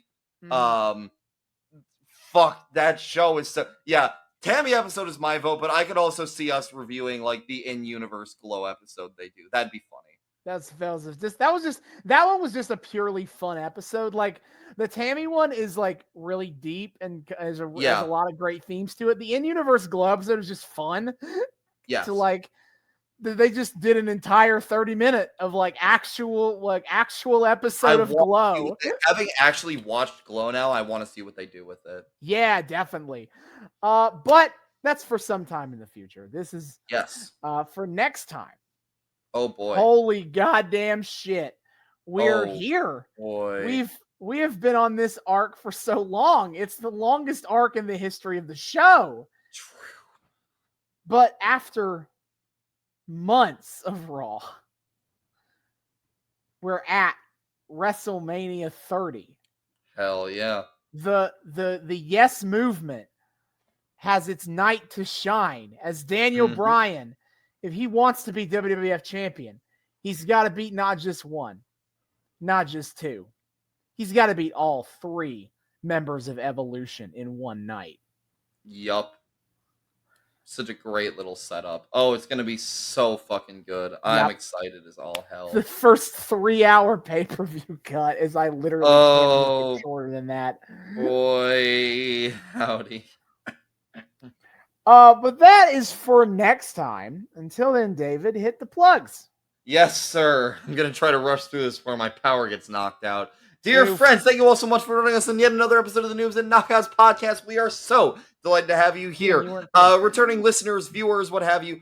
You know the drill. Thank you all so much for once again welcoming us back into your eardrums, your eyeballs, whatever the hell it is you use to consume our content. We are so delighted to have you here. On top of that, returning new people. Hey, hi, how's it going? Welcome to the show. We here at the Noobs and Knockouts Podcast like to think we are friendly to both noobs and knockouts alike. So whether you're brand new to the wild, wacky world of wrestling or you're a veteran of all the weird bullshit, either way, we hope you had a great time. We hope you feel welcome here. We hope you want to keep coming back to have a great time with us week after week after week. I'm going to make sure you know all the ways to do so. First of all, of course, you can find our video version of the show on YouTube, Noobs and Knockouts Podcast on YouTube. Hit subscribe, ring that bell. Make sure it turns a nice little solid color so you get notifications every single time we put up a brand new episode.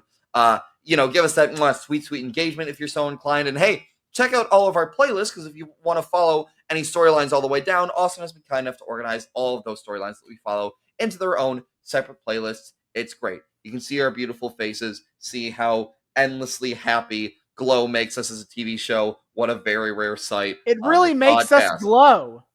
Yeah.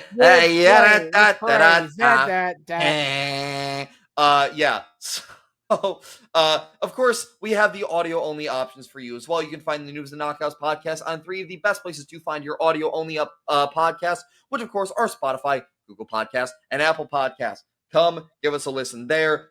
We got some engagement you can give us there, too, specifically in the forms of, 5-star ratings, if you're so inclined, and some reviews that maybe say, hey, these guys are pretty cool. More people should be listening to them. I don't know. I'm just speaking off the cuff here. And yeah, download our show too so you can listen to us offline. It's a great deal. Come listen to us over at Noobs and Knockouts, Spotify, Google Podcasts, Apple Podcasts. On top of all of that, we somehow have lives outside of our little void that you can find us in every week after week. So you can find us on social media. We have some social media. First and foremost, of course, is our Twitter. You can find us on Twitter at Noobs and Knox Pod. That's at Noobs, the letter N, Knox Pod on Twitter. Come check us out there. We do the whole Twitter theme, memes, discourse, whatever the fuck else. We put up a post every single time we drop a brand new episode, so you guys always know what the hell is going on. Highlight of our Twitter is, of course, weekly wrestling live tweeting every Wednesday night. Well, almost every Wednesday night, and even then, that could be thrown into question soon. I just got cast in a show. But Wednesday nights when we can at 8 p.m. Eastern on TNT or TBS, we are watching, of course, AEW Dynamite, and tweeting about all that good shit. Additionally, I'm an AEW loyalist in my household. When I get the chance, I'll also watch on Friday nights, 10 p.m. Eastern on TNT, AEW Rampage. Tweet all about that shit. It is the show that y'all been waiting on. It's the show that I've been waiting on to tweet about. And, of course, on Saturday nights at 8 p.m. Eastern, also on TNT, we will watch and tweet about AEW Collision sometimes. Saturday night is, in fact, all right for fighting. You can get some action in on the Twitter, of course. Sometimes. It depends. On top of that, Austin the Knockout is such a diligent fan of wrestling. He likes to keep up with all of the major... all the major front of the clock here. U.S. promotions and tweet about all of them. And we like to keep you guys updated. In theory, I'm honestly like 5 episodes. I'm like 2 episodes behind on Impact, and like I haven't watched any AEW for a week. So that's fair. That's fair. But he tries his best anyway. And he likes to keep up with all the major pay-per-views and tell you guys all about them, especially for all the noobs in the audience. It's a nice little thing. So my friend, what is on the docket coming up? Right.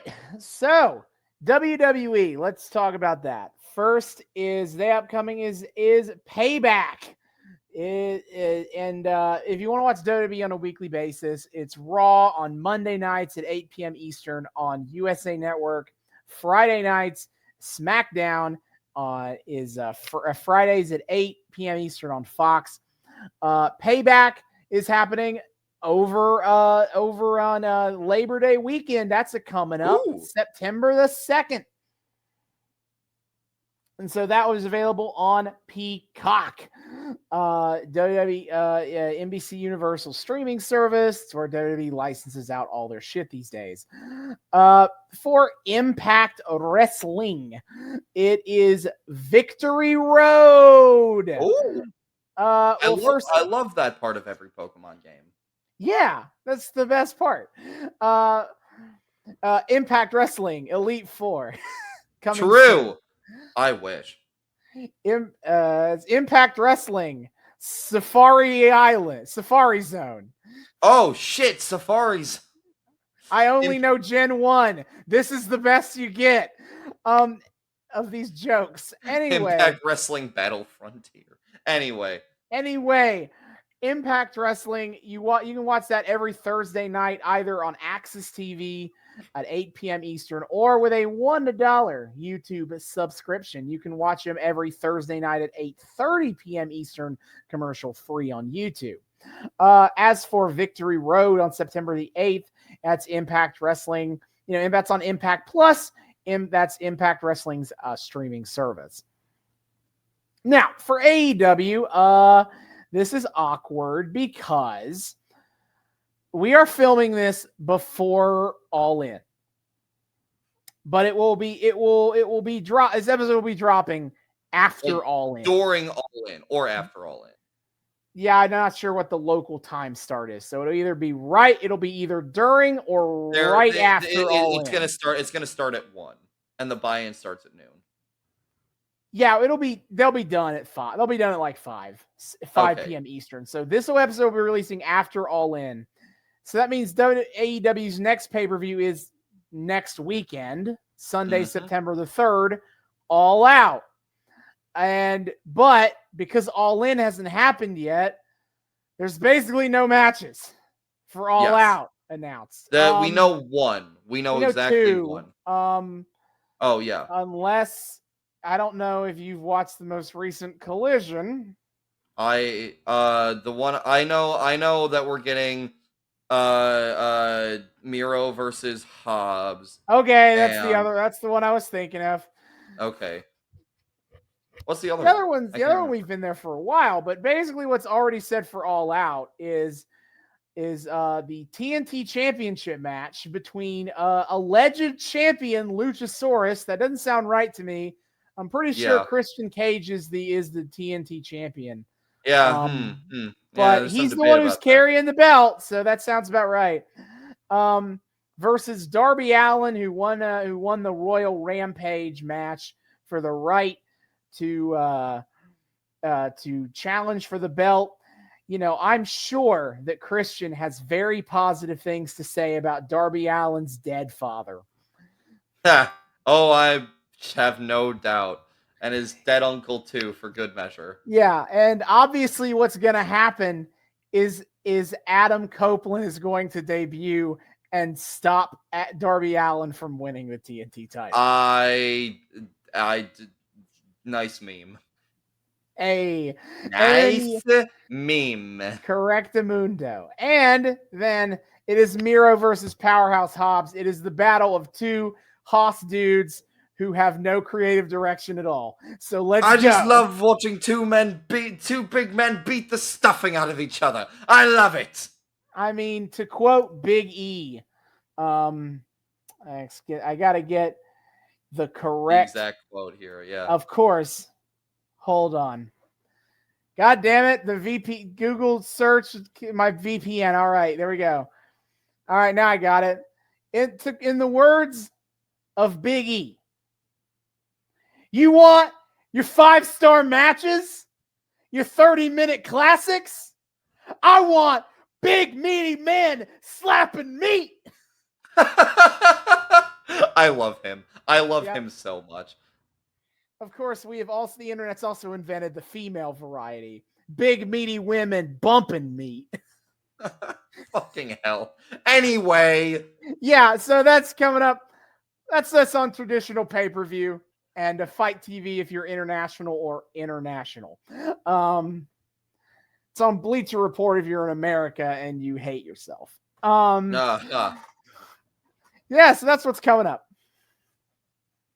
Fuck yeah. Be sure to check all that shit out. It's a great time. And we like to have fun, we like to tell you guys about all this shit, especially, for the noobs in the audience, to kind of, if you're looking to get more involved in the wacky world of wrestling, we like to kind of let you guys know of all your kind of major options, at least here in the US. And, pay-per-views are a great jumping on point. You're bound to get some great matches and I give this spiel every time. It's great, storylines finishing up, new storylines starting up. It's a great time. So check all that shit out. And you check us out on the Twitter. If you like to listen to us ramble for hours on end, you're going to like the Twitter. The voices carry over. We like to have fun here. Anyway, if you want to get more, however, in direct long-form contact with us, you have that option as well. Noobs and Knockoutspod at gmail.com. That's noobs, the word, and this time knockoutspod at gmail.com. Tell us what you think about the show. Tell us what you want to see us cover on the show. Tell us how based and red pill our hot takes are. If you're wrong, you can tell us that we have bad taste, but, sucks to be wrong. Right. Start discourse with us. Just say hi. We love people saying hi. We would love to say hi back. Noobs and Knockoutspod at gmail.com. Of course, finally, you can also find us over on Patreon. We are also the Noobs and Knockouts podcast on Patreon. $1 a month gets you early access to episodes and a shout out at the end of each episode. The link for that is in our Twitter. Shout out, of course, to our boy, friend of the show, the sugar daddy, Kyle Smith, for his contribution. Enjoy your perks, buddy. If you want to enjoy your perks along with Kyle, just a single little $1 do will hit you up with those nice little perks. Helps out the show tremendously, more than you know, means the world to us. So if you're so inclined, go over, support us over on the Patreon. Again, the link for that is in our Twitter. See y'all next time. Hasta luego.